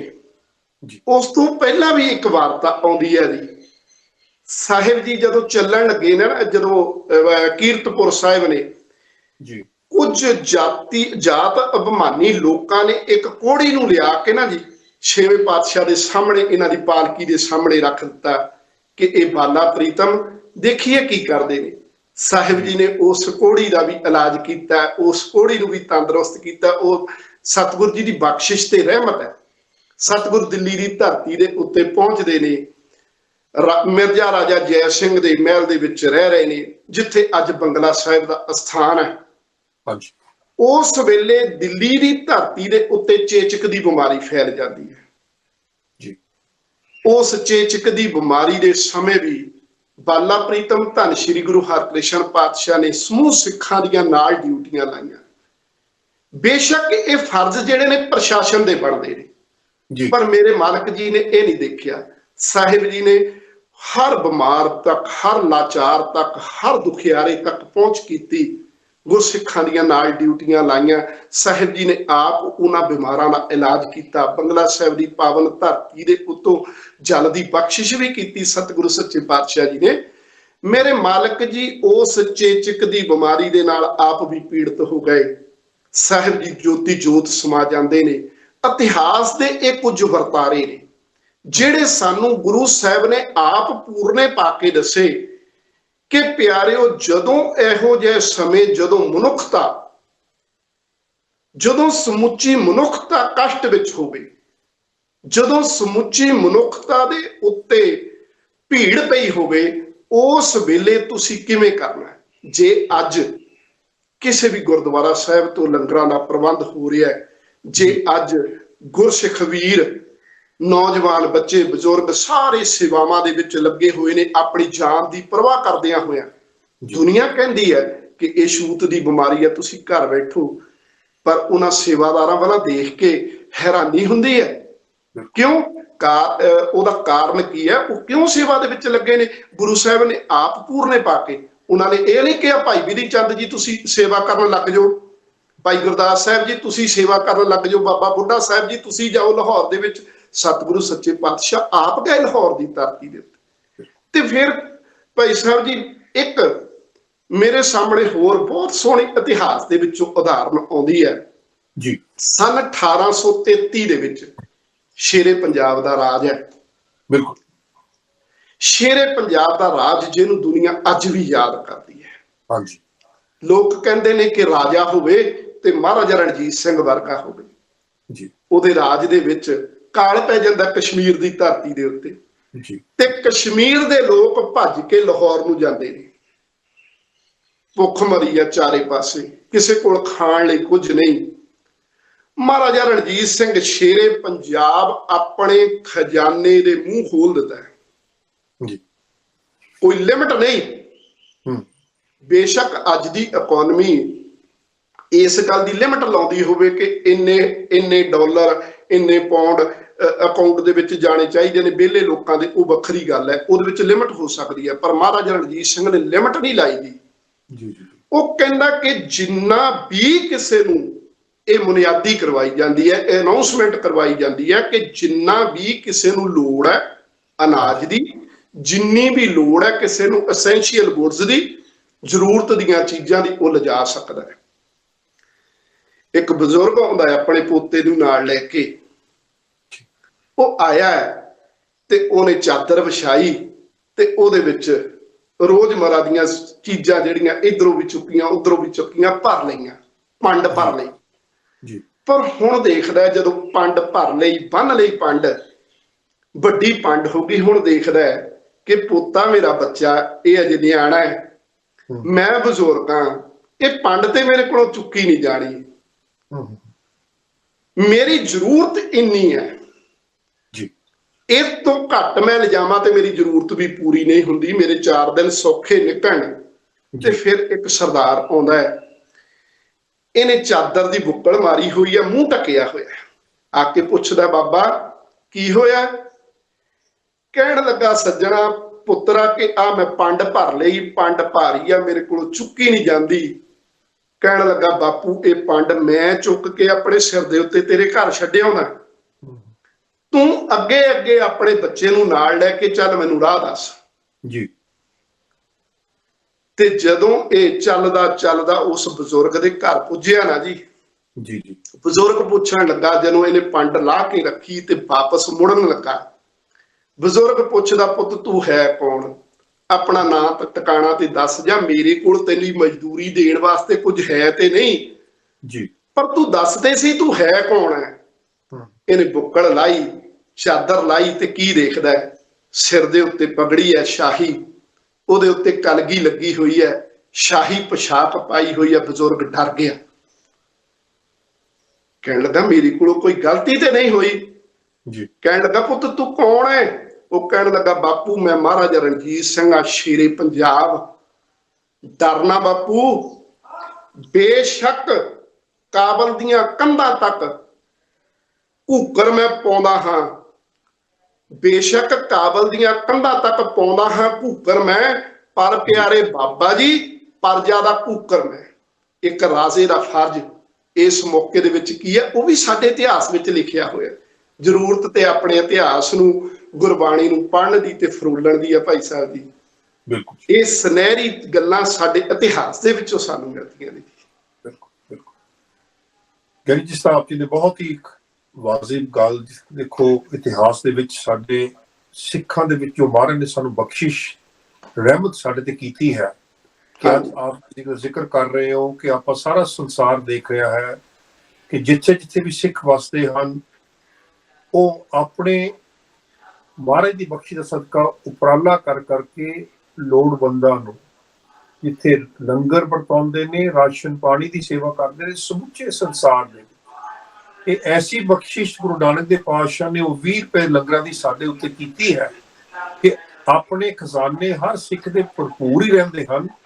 ਜਦੋਂ ਐਸਾ ਸਮਾਂ ਸੰਸਾਰ ਤੇ ਜਦੋਂ ਵੀ ਜਿੱਥੇ ਆਉਂਦਾ ਹੈ, ਮਹਾਰਾਜ ਆਪਣੇ ਸੇਵਾਦਾਰ ਕੋ ਆਪ ਸੇਵਾ ਲੈਂਦੇ ਹਨ। ਕਿੰਨੀ ਵੱਡੀ ਖੁਸ਼ਨਸੀਬੀ ਹੈ ਸਿੱਖਾਂ ਦੀ, ਜੋ ਕਿ ਅੱਜ ਦੁਨੀਆ ਭਰ ਦੇ ਲੀਡਰ ਕੀ ਦੁਨੀਆ ਭਰ ਦੇ ਧਰਮ ਇਸ ਚੀਜ਼ ਨੂੰ ਅੱਜ ਵੀ ਆਪਾਂ ਦੇਖਦੇ ਹਾਂ, ਕਿੰਨਾ ਕੁਛ ਦੇਖਦੇ ਹਾਂ ਨਿਊਜ਼ ਦੇ ਵਿੱਚ। ਹਰ ਧਰਮ, ਹਰ ਲੀਡਰ ਇਸ ਚੀਜ਼ ਦੀ ਸ਼ਲਾਘਾ ਕਰਦਾ ਹੈ। ਆਪਾਂ ਉਹ ਰਜੇ ਮੁਲਕਾਂ ਦੀ ਗੱਲ ਕਰ ਲਈਏ, ਜਿਹੜੇ ਦੁਨੀਆ ਦੇ ਲੀਡਰ ਨੇ, ਉੱਥੇ ਵੀ ਇੰਨਾ ਬੁਰਾ ਹਾਲ ਹੋ ਗਿਆ ਕਿ ਉੱਥੇ ਵੀ ਲੰਗਰਾਂ ਦੀ ਸੇਵਾ ਕਰ ਕਰਕੇ ਗਰੀਬਾਂ ਨੂੰ, ਲੋੜਵੰਦਾਂ ਨੂੰ ਲੰਗਰ ਛਕਾਇਆ ਜਾ ਰਿਹਾ ਹੈ। ਇਹ ਗੁਰੂ ਮਹਾਰਾਜ ਦੀ ਕਿੰਨੀ ਵੱਡੀ ਬਖਸ਼ਿਸ਼ ਹੈ। ਪਰ ਜੇ ਆਪਾਂ ਉਹਦੇ ਹੁਕਮ ਵਿੱਚ, ਉਹਦੇ ਮਾਲਕ ਦੀ ਜੋ ਸਾਨੂੰ ਸੇਧ ਗੁਰੂ ਨਾਨਕ ਦੇਵ ਪਾਤਸ਼ਾਹ ਨੇ ਜੋ ਸਿੱਖਾਂ ਨੂੰ ਸੇਧ ਬਖਸ਼ੀ ਹੈ, ਉਸ ਤੇ ਚੱਲੀਏ, ਉਸ ਤੇ ਪਹਿਰਾ ਦਈਏ। ਸਾਡਾ ਜੀਵਨ ਇੱਕ ਆਦਰਸ਼ ਜੀਵਨ ਹੈ। ਐਸਾ ਸਿੱਖਾਂ ਨੂੰ ਬਖਸ਼ਿਸ਼ ਰਹਿਮਤਾਂ ਮਹਾਰਾਜ ਨੇ ਬਖਸ਼ੀਆਂ ਹਨ ਕਿ ਸਾਡੀਆਂ ਝੋਲੀਆਂ ਹਮੇਸ਼ਾ ਭਰੀਆਂ ਰਹਿੰਦੀਆਂ। ਆਪ ਜੀ ਵੀ ਆਪੇ ਜ਼ਰੂਰ ਸੰਚਾਰ ਦੱਸੋ। ਭਾਈ ਸਾਹਿਬ ਜੀ, ਬਿਲਕੁਲ ਆਪ ਜੀ ਦੀਆਂ ਗੱਲਾਂ ਸੱਚ ਨੇ ਕਿ ਅੱਜ ਹਰ ਇੱਕ ਦੇਸ਼ ਦਾ ਵੱਡਾ ਮੁਖੀ ਜਿਹੜਾ ਹੈ ਜੀ, ਉਹ ਗੁਰੂ ਘਰ ਵੱਲ ਨੂੰ ਦੇਖ ਰਿਹਾ ਕਿ ਮੇਰੇ ਰਾਜ ਦੇ ਲੋਕਾਂ ਦੀ ਘੱਟੋ ਘੱਟ ਖਾਣੇ ਦੀ ਪੂਰਤੀ ਜਿਹੜੀ ਹੈ ਨਾ ਜੀ, ਉਹ ਗੁਰਦੁਆਰੇ ਤੋਂ ਹੋ ਜਾਵੇ। ਇਹਦੇ ਨਾਲ ਸਤਿਗੁਰੂ ਜੀ ਨੇ ਇਹ ਸਾਨੂੰ ਬਖਸ਼ਿਸ਼ ਤੇ ਰਹਿਮਤ ਇਹ ਜਿਹੜੀ ਹੈ, ਇਹ ਮੇਰੇ ਮਾਲਕ ਜੀ ਨੇ ਆਪ ਬਖਸ਼ਿਸ਼ ਕੀਤੀ ਹੈ। ਇਹ ਸਾਹਿਬ ਜੀ ਨੇ ਸਾਡੇ ਵਾਸਤੇ ਪੂਰਨੇ ਪਾਏ ਨੇ। ਗੁਰੂ ਘਰ ਦੇ ਖਜ਼ਾਨੇ ਗਰੀਬਾਂ, ਮਜ਼ਲੂਮਾਂ, ਲਾਚਾਰਾਂ ਵਾਸਤੇ ਖੁੱਲਦੇ ਰਹੇ ਨੇ, ਕਿਉਂਕਿ ਗੁਰਦੁਆਰਾ ਹੈ ਹੀ ਉਹ ਜਗ੍ਹਾ ਜਿਹਦੇ ਵਿੱਚੋਂ ਇੱਕ ਜਗਿਆਸੂ ਦੀ ਜਿਹੜੀ ਹੈ ਉਹ ਆਤਮਿਕ ਤ੍ਰਿਪਤੀ ਹੁੰਦੀ ਹੈ, ਉਹਨੂੰ ਆਤਮਿਕ ਭੋਜਨ ਮਿਲਦਾ ਹੈ। ਗੁਰਦੁਆਰਾ ਉਹ ਜਗ੍ਹਾ ਜਿੱਥੋਂ ਭੁੱਖੇ ਦੇ ਪੇਟ ਦੀ ਪੂਰਤੀ ਹੁੰਦੀ ਹੈ। ਗੁਰਦੁਆਰਾ ਉਹ ਜਗ੍ਹਾ ਹੈ, ਬੇਸ਼ੱਕ ਸਾਡੇ ਵਿੱਚ ਕੁਝ ਕਮੀਆਂ ਆਈਆਂ ਵੀ ਹੋਣ, ਆਪਾਂ ਉਸ ਪਾਸੇ ਦੀ ਗੱਲ ਨਾ ਕਰੀਏ ਕਿਉਂਕਿ ਸਾਡਾ ਅੱਜ ਦਾ ਵਿਸ਼ਾ ਨਹੀਂ, ਪਰ ਗੁਰਦੁਆਰਾ ਉਹ ਜਗ੍ਹਾ ਹੈ ਜਿੱਥੋਂ ਇੱਕ ਲਾਚਾਰ ਤੇ ਬੇਸਹਾਰਾ ਨੂੰ ਸਹਾਰਾ ਵੀ ਮਿਲਦਾ ਹੈ। ਤੇ ਇੱਕ ਜਿਹੜੀ ਸਾਨੂੰ ਬਹੁਤ ਵੱਡਾ ਉਦਮ ਹੋਰ ਕਰਨ ਦੀ ਲੋੜ ਹੈ, ਉਹ ਪੂਰਨਾ ਸਾਨੂੰ ਪਾ ਕੇ ਗਏ ਸੀ ਸਤਿਗੁਰੂ ਹਰਿਰਾਏ ਸਾਹਿਬ 7ਵੇਂ ਪਾਤਸ਼ਾਹ। ਕਿਤੇ ਅਸੀਂ ਇਹਦੇ ਨਾਲ ਗੁਰਦੁਆਰਿਆਂ ਦੇ ਨਾਲ ਵੱਡੇ ਦਵਾਖਾਨੇ, ਵੱਡੇ ਹਸਪੀਟਲ, ਇਹੋ ਜਿਹਾ ਪ੍ਰਬੰਧ ਬੇਸ਼ੱਕ ਕੁਝ ਪੱਧਰ ਤੇ ਹੋਇਆ। ਬਹੁਤ ਸਾਰੇ ਹਸਪੀਟਲ ਜਿਹੜੇ ਨੇ ਉਹ ਗੁਰੂ ਸਾਹਿਬ ਦੀ ਫਿਲਾਸਫੀ ਅਨੁਸਾਰ ਕੰਮ ਕਰਦੇ ਵੀ ਨੇ ਸੰਸਾਰ ਦੇ ਵਿੱਚ, ਇਹੋ ਜਿਹੀ ਕੋਈ ਗੱਲ ਨਹੀਂ। ਪਰ ਫਿਰ ਵੀ ਸਾਨੂੰ ਵੱਡੇ ਪੱਧਰ ਤੇ ਇਸ ਚੀਜ਼ ਦੀ ਜ਼ਰੂਰਤ ਹੈ, ਕਿਉਂਕਿ 7ਵੇਂ ਪਾਤਸ਼ਾਹ ਦਾ ਜਿਹੜਾ ਦਵਾਖਾਨਾ ਸੀ ਨਾ ਜੀ, ਜੀ, ਉੱਥੇ ਦੁਨੀਆ ਦੀ ਹਰ ਉਹ ਦਵਾਈ ਮਿਲਦੀ ਸੀ ਜਿਹੜੀ ਉਸ ਵੇਲੇ ਦੇ ਬਾਦਸ਼ਾਹ ਦੇ ਦਵਾਖਾਨੇ ਵਿੱਚ ਵੀ ਨਹੀਂ ਸੀ ਜੀ। ਕਿਤੇ ਸਾਡੇ ਕੋਲ ਇਹੋ ਜਿਹਾ, ਕਿਉਂਕਿ ਸਾਡੇ ਕੋਲ ਸਾਧਨ ਬੜੇ ਨੇ, ਇਹ ਹੋ ਸਕਦਾ ਅਸੀਂ ਇਹੋ ਜਿਹਾ ਉਪਰਾਲਾ ਵੀ ਕਰ ਸਕਦੇ ਹਾਂ। ਇਹ ਸਾਰਾ ਕੁਝ ਸਾਨੂੰ ਸਾਡੇ ਇਤਿਹਾਸ ਦੇ ਵਿੱਚੋਂ ਸਾਨੂੰ ਗੁਰੂ ਸਾਹਿਬ ਨੇ ਬਖਸ਼ਿਸ਼ ਕੀਤਾ, ਰਹਿਮਤ ਕੀਤੀ ਹੈ ਸਾਡੇ ਉੱਤੇ ਇਸ ਚੀਜ਼ ਦੀ। 7ਵੇਂ ਪਾਤਸ਼ਾਹ ਦਾ ਉਹ ਦਵਾਖਾਨਾ ਜਿਹਦੇ ਵਿੱਚ ਦਾਰਾ ਸ਼ਿਕੋਹ ਨੂੰ ਜਦੋਂ ਕੋਈ ਬਿਮਾਰੀ ਲੱਗਦੀ ਹੈ, ਤੇ ਸੰਖੇਪ ਦੇ ਵਿੱਚ ਮੈਂ ਅਰਜ਼ ਕਰਾਂ ਤੇ ਉਹਦੇ ਵੈਦ ਕਹਿੰਦੇ ਨੇ, ਬਾਦਸ਼ਾਹ ਦੇ ਵੈਦ ਕਹਿੰਦੇ ਨੇ ਕਿ ਇਹਦੀ ਬਿਮਾਰੀ ਠੀਕ ਹੋ ਸਕਦੀ ਹੈ, ਪਰ 3 ਚੀਜ਼ਾਂ ਨੇ ਬਹੁਤ ਬੇਸ਼ਕੀਮਤੀ, ਉਹ ਮਿਲਣੀਆਂ ਗੁਰੂ ਹਰਿਰਾਏ ਸਾਹਿਬ ਦੇ ਦਵਾਖਾਨੇ ਦੇ ਵਿੱਚੋਂ, ਕੀਰਤਪੁਰ ਦੇ ਵਿੱਚੋਂ। ਕਿਤੇ ਇਹ ਜਿਹੜੀ ਸਾਡੀ ਲੋੜ ਹੈ ਨਾ, ਇਹ ਵੀ ਸਾਡੀ ਪੂਰੀ ਹੋ ਜਾਵੇ ਤੇ ਅਸੀਂ ਸਤਿਗੁਰੂ ਜੀ ਦੀਆਂ ਬਖਸ਼ਿਸ਼ਾਂ ਦੇ ਪਾਤਰ ਹੋਰ ਵੀ ਬਣ ਸਕਦੇ ਜੀ। ਗਿਆਨੀ ਜੀ, ਜਿਸ ਤਰ੍ਹਾਂ ਆਪਾਂ ਦੇਖ ਰਹੇ ਹਾਂ ਇਸ ਵਕਤ ਸਮੁੱਚਾ ਸੰਸਾਰ ਆਪਣੇ ਘਰਾਂ ਵਿੱਚ ਬੈਠਾ ਹੈ ਤੇ ਕਈ ਲੋਕਾਂ ਨਾਲ ਗੱਲ ਕਰੋ ਜੀ ਸਮਾਂ ਕੱਢਣਾ ਬੜਾ ਔਖਾ ਹੋ ਜਾਂਦਾ ਹੈ। ਦੂਜੇ ਪਾਸੇ ਉਹ ਵੀ ਗੁਰਮੁਖਾਂ ਨਾਲ ਜਦੋਂ ਉਹਨਾਂ ਦੇ ਵਚਨ ਸਰਵਣ ਕਰੀਦੇ ਨੇ, ਉਹ ਕਹਿੰਦੇ ਭਾਈ ਮਾਲਕ ਨੇ ਸਮਾਂ ਹੋਰ ਬਖਸ਼ਾ ਵੀ ਨਾਮ ਸਿਮਰਨ ਹੋਰ ਕਰੀਏ, ਬਿਲਕੁਲ ਜਾਪ ਹੋਰ ਕਰੀਏ। ਆਪ ਜੀ ਵੀ ਥੋੜਾ ਜਿਹਾ ਇਸ ਤੇ ਆਪੇ ਵਿਚਾਰ ਸੰਤਾਂ ਸਾਂਝ ਪਾਓ। ਵੀਰ ਜੀ, ਸਾਨੂੰ ਸਿੱਖ ਰਹਿਤ ਮਰਜ਼ਾਦਾ ਕਹਿੰਦੀ ਹੈ ਕਿ ਹਰ ਇੱਕ ਗੁਰਸਿੱਖ ਨੂੰ ਆਪਣਾ ਸਹਿਜ ਪਾਠ ਹਮੇਸ਼ਾ ਆਰੰਭ ਕਰਨਾ ਚਾਹੀਦਾ, ਰੱਖਣਾ ਚਾਹੀਦਾ। ਜੇ ਅਸੀਂ ਧੰਨ ਸ਼੍ਰੀ ਗੁਰੂ ਗ੍ਰੰਥ ਸਾਹਿਬ ਜੀ ਦੀ ਪਾਵਨ ਬਾਣੀ ਦਾ ਇੱਕ ਅੰਗ ਰੋਜ਼ ਪਾਠ ਕਰ ਲਈਏ ਨਾ ਜੀ, ਤੇ 4 ਸਾਲਾਂ ਦੇ ਵਿੱਚ ਅਸੀਂ ਸਹਿਜ ਪਾਠ ਸੰਪੂਰਨ ਕਰ ਸਕਦੇ ਹਾਂ। ਇਹ ਨਾਮ ਸਿਮਰਨ ਦਾ ਸਭ ਤੋਂ ਵਧੀਆ ਢੰਗ ਤੇ ਤਰੀਕਾ ਹੈ। ਜੇ ਅਸੀਂ 4 ਅੰਗ ਰੋਜ਼ ਬਾਣੀ ਦੇ ਪਾਠ ਕਰ ਲਈਏ ਜੀ, ਤੇ ਅਸੀਂ 1 ਸਾਲ ਦੇ ਵਿੱਚ ਕਰ ਸਕਦੇ। ਹੁਣ ਤੇ ਸਾਡੇ ਕੋਲ ਸਮਾਂ ਹੀ ਸਮਾਂ, ਅਸੀਂ ਸਹਿਜ ਪਾਠ ਕਰ ਸਕਦੇ ਹਾਂ। ਤੇ ਉਹਦੇ ਵਾਸਤੇ ਸਾਡੇ ਕੋਲ ਅੱਜ ਸਾਧਨ ਵੀ ਬੜੇ ਨੇ। ਜੇ ਅਸੀਂ ਪੋਥੀਆਂ ਦਾ ਪ੍ਰਬੰਧ ਫਰਜ਼ ਕਰ ਲਓ, ਸੰਥੀਆਂ ਸੈਂਚੀਆਂ ਸਾਡੇ ਕੋਲ ਨਹੀਂ, ਤੇ ਲੈਪਟਾਪ ਤੇ ਸਾਡੇ ਕੋਲ ਹੈ ਨਾ ਜੀ। ਅਸੀਂ ਸਤਿਗੁਰੂ ਧੰਨ ਸ਼੍ਰੀ ਗੁਰੂ ਗ੍ਰੰਥ ਸਾਹਿਬ ਜੀ ਦੇ ਸਰੂਪ PDF ਰੂਪ ਫਾਈਲਾਂ ਦੇ ਰੂਪ ਦੇ ਵਿੱਚ ਆਉਂਦੇ ਨੇ, ਡਾਊਨਲੋਡ ਕਰਕੇ। ਇਹ ਸਾਡੇ ਕੋਲ ਸਮਾਂ ਹੈ ਨਾਮ ਸਿਮਰਨ ਕਰਨ ਦਾ, ਬਾਣੀ ਦੇ ਨਾਲ ਜੁੜਨ ਦਾ, ਗੁਰੂ ਦੀ ਬਾਤ ਦੇ ਨਾਲ ਜੁੜਨ ਦਾ, ਗੁਰੂ ਸਾਹਿਬ ਦੇ ਸਿਧਾਂਤ ਦੇ ਨਾਲ ਜੋੜਨ ਦਾ। ਅਸੀਂ ਵਿਹਲੇ ਬੈਠੇ ਨਾ ਜੀ, ਸਾਰਾ ਦਿਨ ਅਸੀਂ ਫੋਨ ਹੀ ਚਲਾਵਾਂਗੇ ਨਾ ਬੈਠੇ, ਕੀ ਕਰਾਂਗੇ? TV ਦੇਖਾਂਗੇ ਜਾਂ ਫੋਨ ਦੇ ਉੱਤੇ ਚਲਾਵਾਂਗੇ, ਜੋ ਕੁਝ ਵੀ ਸਾਡੇ ਕੋਲ ਐਪਸ ਮੌਜੂਦ ਨੇ। ਪਰ ਉਹਦੇ ਨਾਲ ਬਿਹਤਰ ਹੈ ਕਿ ਅਸੀਂ ਇਸ ਸਮੇਂ ਦੇ ਵਿੱਚ, ਇਸ ਭੀੜਾ ਦੇ ਸਮੇਂ ਦੇ ਵਿੱਚ ਸਹਿਜ ਪਾਠ ਕਰੀਏ, ਦੋਨੋਂ ਵਕਤ ਅਰਦਾਸ ਕਰੀਏ। ਦਾਤਿਆ ਜਗਤ ਜਲੰਦਾ ਰੱਖ ਲੈ, ਆਪਣੀ ਕਿਰਪਾ ਧਾਰ, ਜਿੱਤ ਦੁਆਰੇ ਉੱਪਰ ਤਿੱਤੇ ਲਿਖੋਵਾ। ਇਸ ਸੰਸਾਰ ਦਾ ਭਲਾ ਹੋ ਸਕੇ, ਸਾਡਾ ਵੀ ਭਲਾ ਹੋ ਸਕੇ, ਤੇ ਸਾਰਿਆਂ ਦਾ। ਸਾਡਾ ਤੇ ਹੈ ਹੀ ਮਕਸਦ ਹੀ ਇਹ ਆ, ਸਰਬੱਤ ਦਾ ਭਲਾ। ਬਿਲਕੁਲ। ਗਿਆਨੀ ਜੀ, ਸਿੱਖਾਂ ਤੇ ਆਪਾਂ ਸਰਬੱਤ ਦੀ ਗੱਲ ਕਰਦੇ, ਮਨੁੱਖਤਾ ਦੀ ਗੱਲ ਇਸ ਵਕਤ ਕਰਦੇ ਹਾਂ ਕਿ ਦੇਖੋ, ਮਾਲਕ ਜਦੋਂ ਟੈਸਟ ਪਾਉਂਦੇ ਨੇ, ਟੈਸਟ ਐਸਾ ਪੈਂਦਾ ਹੈ ਕਿ ਅਸੀਂ ਅੱਜ UK ਦੀ ਆਪ ਜੀ ਦਾ ਗੱਲ ਸ਼ੇਅਰ ਕਰਦੇ ਕਿ ਜਦੋਂ ਇੱਥੇ ਇਸ ਵਕਤ ਇਹਨਾਂ ਸਮਿਆਂ ਦੇ ਵਿੱਚ ਸਰੀਰ ਛੱਡ ਜਾਂਦੇ ਹਨ, ਅੰਤਿਮ ਯਾਤਰਾ ਤੇ ਵੀ ਜਾਣ ਦਾ ਮੌਕਾ ਮਾਲਕ ਨੇ ਨਹੀਂ ਬਖਸ਼ਿਆ। ਜੀ ਗੁਰਮੁਖਾਂ ਦੇ ਲਈ ਪਾਠ ਦਾ ਮੌਕਾ ਵੀ ਮਾਲਕ ਨੇ ਨਹੀਂ ਬਖਸ਼ਿਆ। ਐਸਾ ਸਮਾਂ ਵੀ ਆਪਾਂ ਦੇਖ ਰਹੇ ਹਾਂ। ਕਈ ਵਾਰੀ ਬਹੁਤ ਦੁੱਖ ਲੱਗਦਾ ਕਿ ਦੇਖੋ, ਗੁਰਮੁਖਾਂ ਨੇ ਸਾਰੀ ਉਮਰ ਗੁਰੂ ਘਰ ਸੇਵਾ ਕੀਤੀ, ਐਸਾ ਸਮਾਂ ਆ ਗਿਆ ਕਿ ਉਹਨਾਂ ਦਾ ਪਰਿਵਾਰ ਵੀ ਉਹਨਾਂ ਦੇ ਡੱਬੇ ਨੂੰ ਹੱਥ ਨਹੀਂ ਲਾ ਸਕਦਾ। ਸਿਰਫ ਉਹ 9-10 ਜਣੇ ਜਾ ਕੇ ਅੰਤਿਮ ਯਾਤਰਾ ਵਿੱਚ ਉੱਥੇ ਪਰਿਵਾਰ ਦੇ ਹਾਸੀ ਲਵਾਉਂਦੇ ਨੇ। ਐਸੀ ਸਖਤ ਇੱਕ ਮਾਲਕ ਨੇ ਟੈਸਟ ਪਾਇਆ ਹੈ ਆਪਣਾ। ਬਿਲਕੁਲ ਜੀ।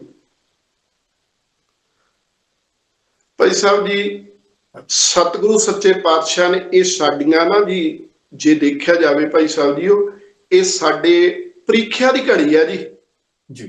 ਪਰ ਅਸਲ ਵਿੱਚ ਜਦੋਂ ਅਸੀਂ ਆਪਣੇ ਇਤਿਹਾਸ ਵੱਲ ਨਿਗਾਹ ਮਾਰਦੇ ਆ ਨਾ ਜੀ, ਗੁਰੂ ਸਾਹਿਬ ਨੇ ਬਾਣੀ ਦੇ ਵਿੱਚ ਸਾਡੇ ਵਾਸਤੇ ਪੂਰਨੇ ਪਾਏ ਨੇ ਹਰ ਜਗ੍ਹਾ, ਹਰ ਇੱਕ ਕੰਮ ਲਈ। ਪਰ ਅਸੀਂ ਉਹਨੂੰ ਭੁੱਲਦੇ ਜਾ ਰਹੇ ਹਾਂ। ਇੱਕ ਗੱਲ ਮੈਂ ਅਕਸਰ ਕਹਿੰਦਾ ਹੁੰਦਾ ਕਿ ਗੁਰਬਾਣੀ ਅਨੁਸਾਰ ਸਾਡਾ ਜੀਵਨ ਕਿਵੇਂ ਬਣਦਾ ਹੈ, ਇਹ ਇਤਿਹਾਸ ਦੇ ਵਿੱਚੋਂ ਹੀ ਸਾਨੂੰ ਦੇਖਣ ਨੂੰ ਮਿਲਦਾ ਹੈ। ਬੇਸ਼ੱਕ ਆ ਭੀੜਾ ਦਾ ਸਮਾਂ ਹੈ ਨਾ ਜੀ, ਇਸ ਤੋਂ ਵੀ ਵੱਡੀਆਂ ਭੀੜਾਂ ਸਾਡੇ ਉੱਤੇ ਪਈਆਂ। ਉਹ ਵੀ ਸਮਾਂ ਸੀ ਜਦੋਂ ਸਤਿਗੁਰੂ ਜੀ ਸੀਮਤ ਸਿੰਘਾਂ ਦੇ ਨਾਲ, ਬਿਲਕੁਲ 40 ਸਿੰਘਾਂ ਦੇ ਨਾਲ ਘੇਰੇ ਦੇ ਵਿੱਚ ਬੈਠੇ ਸਨ। ਉਸ ਵੇਲੇ ਵੀ ਚੜ੍ਹਦੀ ਕਲਾ ਦੇ ਵਿੱਚ ਨੇ। ਅਨੰਦਪੁਰ ਸਾਹਿਬ ਦਾ ਲੰਬੇਰਾ ਘੇਰਾ ਹੈ, ਉਸ ਵੇਲੇ ਵੀ ਚੜ੍ਹਦੀ ਕਲਾ ਦੇ ਵਿੱਚ ਨੇ। ਗੁਰਦਾਸ ਨੰਗਲ ਦੀ ਗੜੀ ਦੇ ਵਿੱਚ ਬਾਬਾ ਬੰਦਾ ਸਿੰਘ ਬਹਾਦਰ ਨੂੰ ਘੇਰਾ ਪੈਂਦਾ, ਉਸ ਵੇਲੇ ਵੀ ਚੜ੍ਹਦੀ ਕਲਾ ਦੇ ਵਿੱਚ ਨੇ। ਇਹ ਭੀੜਾ ਦੇ ਟੈਸਟ ਦੇ ਸਮੇਂ ਇਮਤਿਹਾਨ ਦਾ ਤਾਂ ਪਾਉਂਦਾ ਹੈ, ਤੇ ਅਸੀਂ ਉਹਨਾਂ ਇਮਤਿਹਾਨਾਂ ਦੇ ਵਿੱਚੋਂ ਸਾਡੇ ਵੱਡੇ ਵਡੇਰੇ ਪਾਰ ਹੁੰਦੇ ਆਏ ਨੇ। ਵੀਰ ਜੀ, ਉਹ ਗੁਰਬਾਣੀ ਦੇ ਜਿਹੜੇ ਅਰਥ ਨੇ ਨਾ ਜੀ, ਇਹ 2 ਤਰੀਕਿਆਂ ਨਾਲ ਮੈਂ ਮੰਨਦਾ ਜੀ। ਹੋ ਸਕਦਾ ਮੈਂ ਗਲਤ ਹੋਵਾਂ, ਪਰ ਮੈਂ ਮੰਨਦਾ ਕਿ ਗੁਰਬਾਣੀ ਦੇ ਅਰਥ ਜਿਹੜੇ ਨੇ ਉਹ 2 ਤਰੀਕਿਆਂ ਦੇ ਨਾਲ ਸਾਡੇ ਇਤਿਹਾਸ ਦੇ ਵਿੱਚ ਕੀਤੇ ਹੋਏ ਮਿਲਦੇ ਨੇ। ਇੱਕ ਤੇ ਉਹ ਕਿ ਬਾਣੀ ਦੇ ਸ਼ਬਦ ਦਾ ਅਰਥ ਕੀ ਹੈ, ਭਾਵ ਅਰਥ ਕੀ ਹੈ, ਗਹਿਰਾਈ ਦੇ ਵਿੱਚ ਉਹਦਾ ਅਰਥ ਕੀ ਹੈ। ਅਸਲ ਵਿੱਚ ਸਤਿਗੁਰੂ ਅਧਿਆਤਮਕ ਤੌਰ ਤੇ ਸਾਨੂੰ ਸਮਝਾਉਣਾ ਕੀ ਚਾਹੁੰਦੇ ਨੇ ਦੁਨਿਆਵੀ ਜੋ ਉਦਾਹਰਨਾਂ ਦੇਣ ਤੋਂ ਬਾਅਦ। ਪਰ ਇੱਕ ਤਰੀਕਾ ਹੋਰ ਹੈ, ਉਹ ਤਰੀਕਾ ਬੜਾ ਸਾਡੀ ਬਾਣੀ, ਸਾਡੇ ਇਤਿਹਾਸ ਦੇ ਵਿੱਚ ਬੜਾ ਹੀ ਵਿਲੱਖਣ ਹੈ। ਉਹ ਕੀ ਹੈ? ਭਗਤ ਕਬੀਰ ਸਾਹਿਬ ਜੀ ਦਾ ਸ਼ਬਦ ਹੈ, ਕਰਬਤ ਭਲਾ ਨਾ ਕਰਬਟ ਤੇਰੀ ਲਾਗ ਗਲੇ, ਸੁਣ ਬੇਨਤੀ ਮੇਰੀ ਹੋਂ ਵਾਰੀ, ਮੁਖ ਫੇਰ ਪਿਆਰੇ, ਕਰਬਟ ਦੇ ਮੋਕੋ ਕਾਹੇ ਕੋ ਮਾਰੇ। ਕਰਬਤ ਕਹਿੰਦੇ ਨੇ ਜੀ ਆਰੇ ਨੂੰ। ਕਰਬਤ ਦਾ ਅਰਥ ਹੈ ਆਰਾ, ਚੀਰਨ ਵਾਲਾ, ਲੱਕੜ ਚੀਰਨ ਵਾਲਾ। ਭਗਤ ਕਬੀਰ ਸਾਹਿਬ ਕਹਿੰਦੇ, ਦਾਤਿਆ ਮੈਨੂੰ ਆਰੇ ਦੇ ਨਾਲ ਚੀਰਿਆ ਜਾਣਾ ਮਨਜ਼ੂਰ ਹੈ, ਕਰਬਤ ਭਲਾ ਨਾ ਕਰਬਟ ਤੇਰੀ, ਪਰ ਤੇਰੇ ਨਾਲ ਬੇਮੁਖੀ ਹੋ ਜਾਵੇ, ਤੇਰੇ ਨਾਲ ਬੇਰੁਖੀ ਹੋ ਜਾਵੇ, ਇਹ ਮੈਨੂੰ ਮਨਜ਼ੂਰ ਨਹੀਂ। ਸੁਣਨ ਵਾਲਾ ਕਹਿੰਦਾ ਹੈ ਕਿ ਇਹ ਭਾਰੀ ਭਰਕਮ ਸ਼ਬਦ ਹੋ ਸਕਦੇ ਨੇ, ਇਹ ਮੁਹਾਵਰੇ ਹੋ ਸਕਦੇ ਨੇ, ਇਹ ਗੱਲਾਂ ਸੱਚ ਨਹੀਂ ਹੋ ਸਕਦੀਆਂ। ਪਿਆਰੇ ਦਾ ਪਿਆਰ ਪਾਉਣ ਵਾਸਤੇ ਆਰੇ ਦੇ ਨਾਲ ਚੀਰਿਆ ਜਾਣਾ ਕਿੱਥੇ ਹੋ ਸਕਦਾ ਹੈ। ਪਰ ਚਾਂਦਨੀ ਚੌਂਕ ਦੀ ਧਰਤੀ ਦੇ ਉੱਤੇ ਭਾਈ ਮਤੀ ਦਾਸ ਨੂੰ ਪੁੱਛਿਆ ਜਾਂਦਾ ਹੈ, ਭਾਈ ਸਾਹਿਬ ਜੀ ਤੁਹਾਡੀ ਆਖਰੀ ਇੱਛਾ ਕੀ ਆ? ਉਹ ਕਹਿਣ ਲੱਗੇ, ਜੋ ਮੈਂ ਸਾਰੀ ਉਮਰ ਪੜ੍ਹਦਾ ਰਿਹਾ ਮੈਂ ਅੱਜ ਉਹਨੂੰ ਸੱਚ ਕਰਕੇ ਵਿਖਾਉਣਾ ਹੈ।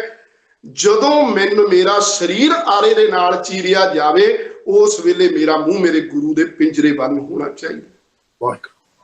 ਬਾਣੀ ਦੇ ਨਾਲ ਜੁੜਨਾ, ਬਾਣੀ ਦੇ ਅਰਥ।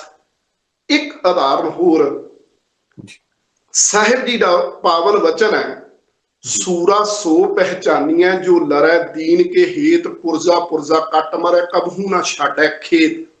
ਲਾਹੌਰ ਦੀ ਧਰਤੀ ਹੈ, ਸਾਡਾ ਬਜ਼ੁਰਗ ਜਥੇਦਾਰ ਬੈਠਾ ਕਤਲਗਾਹ ਦੇ ਵਿੱਚ। ਹੁਕਮ ਹੋਇਆ ਇਹਦਾ ਬੰਦ ਕੱਟ ਕੇ ਸ਼ਹੀਦ ਕਰ ਦਿੱਤਾ ਜਾਵੇ।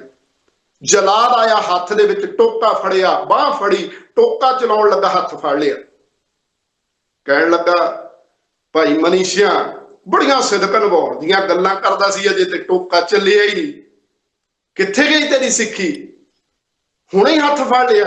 ਉਹ ਕਹਿਣ ਲੱਗਾ, ਮੇਰੇ ਮਿੱਤਰ ਜਲਾਦ, ਮੈਂ ਤੇਰਾ ਹੱਥ ਇਸ ਕਰਕੇ ਨਹੀਂ ਫੜਿਆ ਕਿ ਮੈਨੂੰ ਦਰਦ ਹੋਣਾ ਹੈ, ਮੈਂ ਤਾਂ ਤੈਨੂੰ ਇੱਕ ਗੱਲ ਦੱਸਣ ਲੱਗਾ ਕਿ ਜਿਹੜੀ ਸਿਦਕ ਨਿਭਾਉਣ ਦੀ ਤੂੰ ਗੱਲ ਕਰਦਾ, ਜਦੋਂ ਵੀ ਤੇਰਾ ਮਾਲਕ ਤੈਨੂੰ ਕੋਈ ਹੁਕਮ ਕਰੇ ਨਾ, ਤੈਨੂੰ ਆਪਣੇ ਮਾਲਕ ਦਾ ਹੁਕਮ ਵਜਾਉਣਾ ਚਾਹੀਦਾ। ਉਹ ਕਹਿਣ ਲੱਗਾ, ਉਹੀ ਤੇ ਕਰਨ ਲੱਗਾ, ਮੇਰੇ ਮਾਲਕ ਦਾ ਹੁਕਮ ਹੈ ਤੇਰਾ ਬੰਦ ਕੱਟਣੇ, ਮੈਂ ਤੇਰੇ ਟੁਕੜੇ ਟੁਕੜੇ ਕਰਨ ਲੱਗਾ। ਕਹਿਣ ਲੱਗਾ, ਸੱਜਣਾ ਨਹੀਂ, ਮੇਰੇ ਮਾਲਕ ਦਾ ਹੁਕਮ ਹੈ, ਸੂਰਾ ਸੋ ਪਹਿਚਾਨੀਆਂ ਜੋ ਲੜੈ ਦੀਨ ਕੇ ਹੇਤ, ਪੁਰਜ਼ਾ ਪੁਰਜ਼ਾ ਕੱਟ ਮਰੇ ਕਬਹੂ ਨਾ ਛਾੜੈ ਖੇਤ। ਤੇਰੇ ਮਾਲਕ ਦਾ ਹੁਕਮ ਹੈ ਮੇਰਾ ਬੰਦ ਕੱਟਿਆ ਜਾਵੇ। ਆ ਮੈਂ ਤੈਨੂੰ ਬੰਦ ਕੱਟਣ ਦੀ ਜਾਚ ਦੱਸਾਂ, ਜੇ ਬੰਦ ਕੱਟਣੇ ਗੁੱਟ ਨੂੰ ਛੱਡ, ਮੇਰੀ ਉਂਗਲੀ ਦੇ ਪੁੱਟੇ ਤੋਂ ਸ਼ੁਰੂ ਹੋ ਜਾ। ਇਹ ਇਤਿਹਾਸ ਨੇ ਸਾਨੂੰ ਪੂਰਨੇ ਪਾਏ ਨੇ ਕਿ ਗੁਰਬਾਣੀ ਦੇ ਅਨੁਸਾਰ ਸਾਡਾ ਜੀਵਨ ਕਿਵੇਂ ਬਤੀਤ ਹੋਵੇ। ਸਾਡੇ ਕੋਲ ਤੇ ਇਹੋ ਜਿਹੀਆਂ ਉਦਾਹਰਨਾਂ ਹੈ ਕਿ ਇੱਕ ਪਾਸੇ ਗੁਰਸਿੱਖ ਫੌਜਾਂ ਜੰਗ ਲੜਦੀਆਂ ਨੇ ਤੇ ਦੂਜੇ ਪਾਸੇ ਭਾਈ ਕਨ੍ਹਈਆ ਸਾਹਿਬ ਸੇਵਾ ਕਰਦੇ ਪਏ ਨੇ। ਬਿਲਕੁਲ। ਇਹ ਸਾਡੇ ਕੋਲ ਇਤਿਹਾਸ ਦੇ ਵਰਤਾਰੇ ਸਾਡੇ ਕੋਲ ਮੌਜੂਦ ਨੇ ਜੀ। ਤੇ ਅਸੀਂ ਤੇ ਭਾਈ ਸਾਹਿਬ ਜੀ, ਅਸੀਂ ਤੇ ਉਹਨਾਂ ਦੀ ਅੰਸ਼ ਵਾਂਸ਼ਾਂ ਨਹੀਂ, ਜਿਨ੍ਹਾਂ ਨੇ ਨਾ ਜੀ ਬੇਸ਼ੱਕ ਆ ਫਿਲਮਾਂ ਬਣਾਉਣ ਵਾਲੇ ਜੋ ਮਰਜ਼ੀ ਉਹਦਾ ਇਤਿਹਾਸ ਦੱਸਦੇ ਰਹਿਣ, ਪਰ ਅਸੀਂ ਤੇ ਉਹਨਾਂ ਦੇ ਵਿੱਚੋਂ ਆ ਜਿਨ੍ਹਾਂ ਨੇ ਪਰਾਇਆਂ ਦੀਆਂ ਭੈਣਾਂ ਨੂੰ, ਬੇਟੀਆਂ ਨੂੰ ਜੀ ਪਹਿਲਾਂ ਦੁਸ਼ਮਣ ਦੀ ਚੁੰਗਲ ਦੇ ਵਿੱਚੋਂ ਛਡਾਇਆ ਤੇ ਫਿਰ ਉਹਨਾਂ ਦੇ ਘਰ ਜਾ ਕੇ ਛੱਡ ਕੇ ਆਏ। ਤੇ ਜਦੋਂ ਸਾਡੇ ਇਹ ਕਰੈਕਟਰ ਦੇਖੇ ਸੀ ਨਾ ਜੀ, ਜਦੋਂ ਸਾਡੇ ਇਹ ਕਰੈਕਟਰ ਦੇਖੇ ਗਏ ਸੀ, ਉਦੋਂ ਇਹ ਮੁਹਾਵਰੇ ਬਣ ਗਏ, ਇਹ ਅਖਾਣ ਬਣ ਗਏ, ਆਏ ਨੇ ਨਿਹੰਗ ਬੂਹਾ ਖੋਲਦੇ ਨਿਸ਼ਾਨ। ਤੈਨੂੰ ਡਰਨ ਦੀ ਲੋੜ ਨਹੀਂ ਕੋਈ, ਤੂੰ ਜੇ ਘਰ ਦੇ ਵਿੱਚ ਇਕੱਲੀ ਬੈਠੀ ਹੈ, ਤੂੰ ਭੈਣ ਹੈ, ਤੂੰ ਧੀ ਹੈ, ਤੂੰ ਕਿਸੇ ਦੀ ਪਤਨੀ ਹੈ, ਤੂੰ ਘਰ ਦੇ ਵਿੱਚ ਇਕੱਲੀ ਹੈ, ਤੈਨੂੰ ਡਰਨ ਦੀ ਲੋੜ ਨਹੀਂ। ਜੇ ਗੁਰਸਿੱਖ ਪਿੰਡ ਦੇ ਵਿੱਚ ਆਇਆ ਤੇ ਆਪਣਾ ਦਰਵਾਜ਼ਾ ਖੋਲ ਦੇ, ਉਹਦੇ ਹੁੰਦਿਆਂ ਤੈਨੂੰ ਕੋਈ ਚਿੰਤਾ ਨਹੀਂ, ਉਹਦੇ ਹੁੰਦਿਆਂ ਤੇਰੀ ਇੱਜ਼ਤ ਨੂੰ ਕੋਈ ਹੱਥ ਨਹੀਂ ਪਾ ਸਕਦਾ। ਭਾਈ ਸਾਹਿਬ ਜੀ, ਇੱਥੇ ਇੱਕ ਨਾ ਜੀ ਬਹੁਤ ਧਿਆਨ ਦੇਣ ਯੋਗ ਗੱਲ ਹੈ ਜੀ। ਉਹ ਜਿਹੜਾ ਸਮਾਂ ਸੀ ਉਹ ਕੋਈ ਬਾਈਕ ਮੋਟਰਸਾਈਕਲ ਦਾ ਸਮਾਂ ਨਹੀਂ ਸੀ ਕਿ ਉਹਨੂੰ ਬੇਟੀ ਨੂੰ ਬਿਠਾਇਆ ਬੈਕ ਸਾਈਡ ਤੇ, ਬੈਕ ਆਪਣੇ ਬਾਈਕ ਦੇ ਜਾਂ ਗੱਡੀ ਦੇ ਵਿੱਚ ਪਿਛਲੀ ਸੀਟ ਤੇ ਬਿਠਾਇਆ ਤੇ ਛੱਡਿਆ। ਜਿਹੜੇ ਘੋੜ ਸਵਾਰੀ ਕਰਦੇ ਨੇ ਉਹਨਾਂ ਨੂੰ ਪਤਾ ਹੈ ਕਿ ਜਦੋਂ ਦੂਸਰੀ ਸਵਾਰੀ ਘੋੜੇ ਦੇ ਉੱਤੇ ਬਿਠਾਉਣੀ ਹੋਵੇ ਉਹਨੂੰ ਆਪਣੀ ਗੋਦੀ ਦੇ ਵਿੱਚ ਬਿਠਾਉਣਾ ਪੈਂਦਾ। ਤੇ ਉਸ ਵੇਲੇ ਵੀ ਸਾਡੇ ਕਰੈਕਟਰ ਇੰਨੇ ਮਜ਼ਬੂਤ ਸੀ, ਅਸੀਂ ਉਹਨਾਂ ਨੂੰ ਭੈਣਾਂ ਸਮਝ ਕੇ, ਅਸੀਂ ਧੀਆਂ ਸਮਝ ਕੇ ਉਹਨਾਂ ਦੇ ਘਰ ਛੱਡ ਕੇ ਆਏ ਸੀ। ਜੀ ਬਿਲਕੁਲ। ਇਤਿਹਾਸ ਤੇ ਮਾਲਕ ਦਾ ਆਪਾਂ ਜਦੋਂ ਇਤਿਹਾਸ ਦੇਖਦੇ ਹਾਂ ਤੇ ਇਤਿਹਾਸ ਵਿੱਚੋਂ ਇਨਸਾਨ ਨੂੰ ਆਪਣੇ ਜੀਵਨ ਵਿੱਚ ਬਹੁਤ ਕੁਝ ਸੇਧ ਮਿਲਦੀ ਹੈ। ਜੀ। ਐਸਾ ਇਤਿਹਾਸ, ਐਸਾ ਵਿਰਸਾ, ਜਿਸ ਵਿਰਸੇ ਦੀ ਦੇਣ ਦਾ ਸਦਕਾ ਅੱਜ ਵੀ ਆਪਾਂ ਦੇਖਦੇ ਹਾਂ ਬੜੇ ਗੁਰਮੁਖ ਪਿਆਰੇ ਉਸ ਤੇ ਚੱਲਦੇ ਨੇ ਤੇ ਪਹਿਰਾ ਦਿੰਦੇ ਨੇ। ਤੇ ਗੁਰਮੁਖ ਪਿਆਰਾ ਦੀ ਆਪਾਂ ਜੋ ਗੱਲ ਕਰਦੇ ਹਾਂ ਤੇ ਆਪਾਂ ਦੇਖਦੇ ਹਾਂ ਕਿ ਮਹਾਂਪੁਰਖਾਂ ਦੀ ਸੰਤਾਂ, ਉਹ ਮਹਾਂਪੁਰਖਾਂ ਦੀ ਜਿਨ੍ਹਾਂ ਨੂੰ ਲੋਕੀ ਨਿੰਦਦੇ ਸਨ ਤੇ ਜਿਹਨਾਂ ਡੇਰੇ ਬਣਾ ਲਏ, ਫਲਾਨਾ ਕਰ ਲਿਆ, ਅੱਜ ਉਹ ਵੀ ਸੰਸਥਾਵਾਂ ਦੁਨੀਆ ਭਰ ਦੇ ਵਿੱਚ ਆਪੋ ਆਪਣੀ ਸੇਵਾ ਵਿੱਚ ਮਨੁੱਖਤਾ ਦੀ ਭਲਾਈ ਦੇ ਲਈ ਆਪਣਾ ਪਹਿਰਾ ਦੇ ਰਹੇ ਨੇ, ਆਪਣੀ ਸੇਵਾ ਨਿਭਾ ਰਹੇ ਹਨ। ਇਹ ਵੀ ਇੱਕ ਮਾਲਕ ਨੇ ਕਿੰਨੀ ਵੱਡੀ ਬਖਸ਼ਿਸ਼ ਕੀਤੀ ਹੈ ਕਿ ਐਸੀਆਂ ਸੁੱਚੀਆਂ ਸੱਚੀਆਂ ਆਤਮਾਵਾਂ ਜੋ ਸਾਡੇ ਜੀਵਨ ਵਿੱਚ ਜਿਹਨਾਂ ਦੇ ਦਰਸ਼ਨ ਦਿਦਾਰੇ ਆਪਾਂ ਨੂੰ ਕਰਨ ਦਾ ਸੁਭਾਗ ਸਮਾਂ ਵੀ ਮਿਲਦਾ ਹੈ, ਉਹ ਵੀ ਦੇਖੋ ਕਿੰਨੀ ਸੇਵਾ ਨਿਭਾਉਂਦੇ। ਜੀ ਜੀ ਭਾਈ ਸਾਹਿਬ ਜੀ, ਅਸਲ ਵਿੱਚ ਨਾ ਜੀ ਸਾਨੂੰ ਗੁਰਬਾਣੀ ਨੇ ਇੱਕ ਬਖਸ਼ਿਸ਼ ਕੀਤੀ, ਰਹਿਮਤ ਕੀਤੀ। ਦਾਤਾਰ ਪਿਤਾ ਧੰਨ ਗੁਰੂ ਅਰਜਨ ਪਿਤਾ ਮਹਾਰਾਜ ਕਹਿੰਦੇ ਨੇ, ਜਗ ਮੈਂ ਉੱਤਮ ਕਾਢੀਐ ਬਿਰਲੇ ਕੇਈ ਕੇ। ਗੁਰਸਿੱਖ ਤੇ ਸਾਰੇ ਨੇ, ਹਰ ਕੋਈ ਕਹਿੰਦਾ ਮੈਂ ਸਿੱਖ ਹਾਂ। ਇੱਕ ਨਾ ਜੀ ਕੋਈ ਪੁੱਠੀ ਸਿੱਧੀ ਜਿਹੀ ਗੱਲ ਵੀ ਕਰਦਾ ਹੋਵੇ ਤੇ ਜੇ ਉਹਨੂੰ ਕਿਤੇ ਕੋਈ ਟੋਕ ਦੇਵੇ ਤੇ ਉਹ ਕਹਿੰਦਾ ਮੈਂ ਵੀ ਸਿੱਖ ਹਾਂ। ਜੀ ਜੀ, ਮੈਂ ਸਿੱਖ ਨਹੀਂ। ਅਸਲ ਵਿੱਚ ਸਤਿਗੁਰੂ ਪਾਤਸ਼ਾਹ ਕਹਿੰਦੇ ਉਹ ਉੱਤਮ ਨੇ, ਉਹ ਜਿਹੜੇ ਉੱਤਮ ਨੇ ਨਾ ਜੀ, ਜਗ ਮੈਂ ਉੱਤਮ ਕਾਢੀਐ, ਉਹ ਬਿਰਲੇ ਕੇਈ ਕੇ, ਉਹ ਬਿਰਲੇ ਨੇ। ਹਰ ਵੇਲੇ ਪ੍ਰਮਾਤਮਾ ਦੇ ਨਾਲ, ਹਰ ਵੇਲੇ ਯਾਦ ਉਹਨਾਂ ਦੇ ਉਹਦੇ ਨਾਲ ਜੁੜੀ ਹੋਈ ਆ, ਆਪਣੇ ਪਿਆਰੇ ਦੇ ਨਾਲ ਜੁੜੀ ਹੋਈ ਆ, ਆਪਣੇ ਗੁਰੂ ਦੇ ਨਾਲ ਜੁੜੀ ਹੋਈ ਹੈ। ਫਿਰ ਉਹ ਨਿੰਦਣਯੋਗ ਨਹੀਂ ਹੋ ਸਕਦੇ। ਉਹ ਤੇ ਸਮਰਪਿਤ ਨੇ ਖਲਕਤ ਦੀ ਸੇਵਾ ਕਰਨ ਵਾਸਤੇ ਜੀ। ਕਿਉਂਕਿ ਬਾਬਾ ਫਰੀਦ ਸਾਹਿਬ ਨੇ ਕਿਹਾ, ਜੇ ਖਾਲਕ ਦਾ ਪਿਆਰ ਪਾਉਣਾ ਨਾ ਤੇ ਫਿਰ ਖਲਕਤ ਵਿੱਚੋਂ ਲੱਭ ਲੈ। ਤੇ ਉਹ ਤੇ ਖਲਕਤ ਦੀ ਸੇਵਾ ਵਾਸਤੇ ਹਮੇਸ਼ਾ ਤਿਆਰ ਰਹਿੰਦੇ ਨੇ। ਐਸੇ ਮਹਾਨ ਗੁਰਸਿੱਖ, ਐਸੇ ਮਹਾਂਪੁਰਸ਼। ਫਰੀਦਾ ਖਾਲਕ ਖਾਲਕ ਮੈਂ, ਖਾਲਕ ਵਸੇ ਰੱਬ ਮਾਹੇ। ਤੇ ਇਹ ਪਰਮਾਤਮਾ ਇਹਨਾਂ ਦੇ ਵਿੱਚ ਤੋਹੀ ਮੋਹੀ, ਮੋਹੀ ਤੋਹੀ ਅੰਤਰ ਕੇਸ਼ਾ। ਉਹ ਤੇ ਰਮਿਆ ਹੋਇਆ ਉਹਨਾਂ ਦੇ ਵਿੱਚ, ਜਿਹੜੇ ਉਹਦੇ ਨਾਲ ਜੁੜੇ ਹੋਏ ਨੇ, ਜਿਨ੍ਹਾਂ ਦਾ ਸੰਬੰਧ ਉਹਦੇ ਨਾਲ ਜੁੜਿਆ ਹੋਇਆ, ਜਿਹੜੇ ਉਹਦੇ ਪਿਆਰ ਦੇ ਅਸਲੀ ਹੱਕਦਾਰ ਬਣੇ ਬੈਠੇ ਜੀ। ਤੇ ਭਾਈ ਸਾਹਿਬ ਜੀ, ਸਾਡੇ ਇਤਿਹਾਸ ਦੇ ਵਿੱਚ ਤੇ ਇੰਨੀਆਂ ਕੁ ਉਦਾਹਰਨਾਂ ਸਤਿਗੁਰੂ ਜੀ ਨੇ। ਉਹ ਜਿਹੜੇ ਚੋਰ ਸੀ, ਜਿਹੜੇ ਡਾਕੂ ਸੀ, ਜਿਹੜੇ ਠੱਗ ਸੀ, ਸਤਿਗੁਰੂ ਜੀ ਨੇ ਤੇ ਉਹਨਾਂ ਨੂੰ ਸੰਤ ਬਣਾ ਦਿੱਤਾ ਜੀ। ਸਤਿਗੁਰੂ ਜੀ ਦੀ ਇੱਕ ਰਹਿਮਤ ਦੇ ਨਾਲ, ਜਿਹਦਾ ਕੰਮ ਹੀ ਠੱਗੀ ਮਾਰਨਾ ਹੈ, ਜਿਹਦਾ ਕੰਮ ਹੀ ਲੋਕਾਂ ਨੂੰ ਲੁੱਟ ਕੇ ਤੇ ਉਹਨਾਂ ਦਾ ਮਾਲ ਅਸਵਾਬ। ਸਤਿਗੁਰੂ ਕਹਿਣ ਲੱਗੇ, ਸੱਜਣ ਸਈ ਨਾਲ ਮੈਂ ਚੱਲਦਿਆਂ ਨਾਲ ਚੱਲਣ, ਜਿੱਥੇ ਲੇਖਾਂ ਮੰਗੀਆਂ ਤਿੱਥੇ ਖੜੇ ਦਿਸਣ। ਸਾਹਿਬ ਜੀ ਨੇ ਫਰਮਾਨ ਕੀਤਾ, ਕਹਿਣ ਲੱਗੇ, ਉਹ ਸੱਜਣਾ, ਤੇਰਾ ਕੰਮ, ਤੇਰਾ ਨਾਮ ਸੱਜਣ ਹੈ, ਤੂੰ ਸੱਜਣ ਬਣਨ ਵਾਲੇ ਕੰਮ ਤੇ ਕਰ ਜੀ। ਸਤਿਗੁਰੂ ਜੀ ਦੇ ਤੇ ਉਹ ਜਿਹੜੇ ਹਮੇਸ਼ਾ ਕਿਰਤ ਦੇ ਵਿੱਚ ਜੁੜੇ ਹੋਏ ਨੇ ਜੀ, ਉਹਨਾਂ ਨੂੰ ਮਹਾਨ ਉੱਤਮ ਮਹਾਂਪੁਰਸ਼ ਬਣਾ ਦਿੱਤਾ। ਲੋਕੀ ਕਹਿਣ ਲੱਗੇ, ਕਿਉਂਕਿ ਅੱਜ ਵੀ ਭਾਈ ਸਾਹਿਬ ਜੀ ਜਾਤ ਪਾਤ ਦਾ ਕੋੜ ਸਾਡੇ ਵਿੱਚੋਂ ਖਤਮ ਨਹੀਂ ਹੋਇਆ। ਲੋਕੀ ਕਹਿੰਦੇ ਨੇ ਕਿ ਇਹ ਛੋਟੀ ਜਾਤ ਦਾ ਭਾਈ ਲਾਲੋ ਤਰਖਾਣ ਹੈ, ਪਰ ਗੁਰੂ ਨਾਨਕ ਸਾਹਿਬ ਕਹਿਣ ਲੱਗੇ, ਨਹੀਂ, ਇਹ ਛੋਟੀ ਜਾਤ ਦਾ ਨਹੀਂ, ਇਹ ਤੇ ਲੋਕਾਂ ਦੇ ਜੀਵਨ ਦਾ ਘਾੜਾ ਬਣੇਗਾ। ਇਹ ਤੇ ਲੋਕਾਂ ਨੂੰ ਸੁਚੱਜਾ ਜੀਵਨ ਜਾਚ ਸਿਖਾਉਣ ਵਾਲਾ ਬਣੇਗਾ।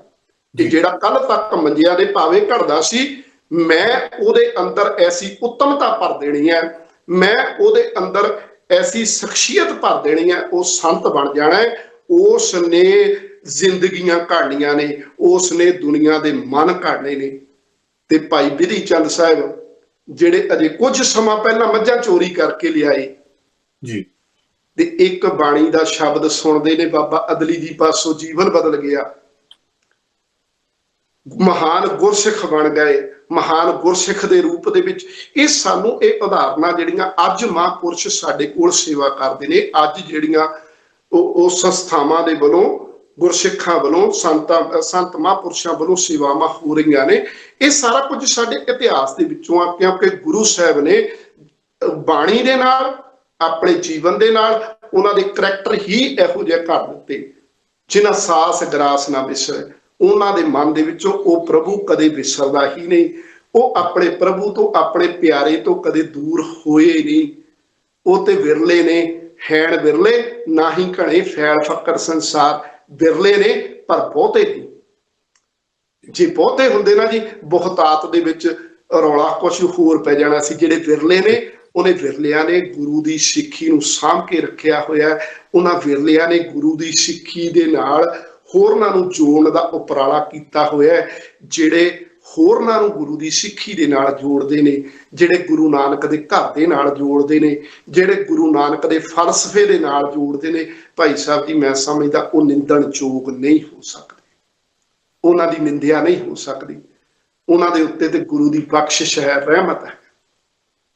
ਗਿਆਨੀ ਜੀ ਆਪਣਾ ਸਮਾਂ ਵੀ ਲਾਗੇ ਹੋ ਚੱਲਿਆ ਹੈ, ਦਿਲ ਤਾਂ ਨਹੀਂ ਕਰਦਾ ਕਿ ਆਪਾਂ ਇਹ ਗੱਲਬਾਤ ਦਾ ਸਿਲਸਿਲਾ ਬੰਦ ਕਰੀਏ, ਪਰ ਅੰਤ ਵਿੱਚ ਆਪ ਜੀ ਕੀ ਕਹਿਣਾ ਚਾਹੋਗੇ? ਆਪਾਂ ਫਿਰ ਸਮਾਪਤੀ ਵਾਲਾ ਜਾਣਾ ਹੈ ਜੀ। ਵੀਰ ਜੀ ਮੈਂ ਤੇ ਇਹੀ ਕਹਿਣਾ ਚਾਹੁੰਦਾ, ਅੱਜ ਦੇ ਇਸ ਮਹਾਮਾਰੀ ਦੇ ਦੌਰ ਦੇ ਵਿੱਚ ਅਸੀਂ ਦਾਤੇ ਦੇ ਚਰਨਾਂ ਦੇ ਨਾਲ ਜੁੜੀਏ, ਸੇਵਾ ਦੇ ਨਾਲ, ਸਿਮਰਨ ਦੇ ਨਾਲ, ਸਹਿਜ ਪਾਠ ਦੇ ਨਾਲ ਜੁੜੀਏ ਤੇ ਅਰਦਾਸ ਕਰੀਏ, ਸੱਚੇ ਪਾਤਸ਼ਾਹ ਜਗਤ ਜਲੰਦਾ ਰੱਖ ਲੈ, ਆਪਣੀ ਕਿਰਪਾ ਧਾਰ, ਜਿੱਤ ਦੁਆਰੇ ਉਭਰੈ, ਤਿੱਤੇ ਲਿਹੋ ਉਭਾਰ। ਬਹੁਤ ਬਹੁਤ ਧੰਨਵਾਦ ਆਪ ਜੀ ਦਾ, ਦਿਲ ਦੀਆਂ ਬਹੁਤ ਬਹੁਤ ਧੰਨਵਾਦ। ਵਾਹਿਗੁਰੂ ਜੀ ਕਾ ਖਾਲਸਾ, ਵਾਹਿਗੁਰੂ ਜੀ ਕੀ ਫਤਿਹ।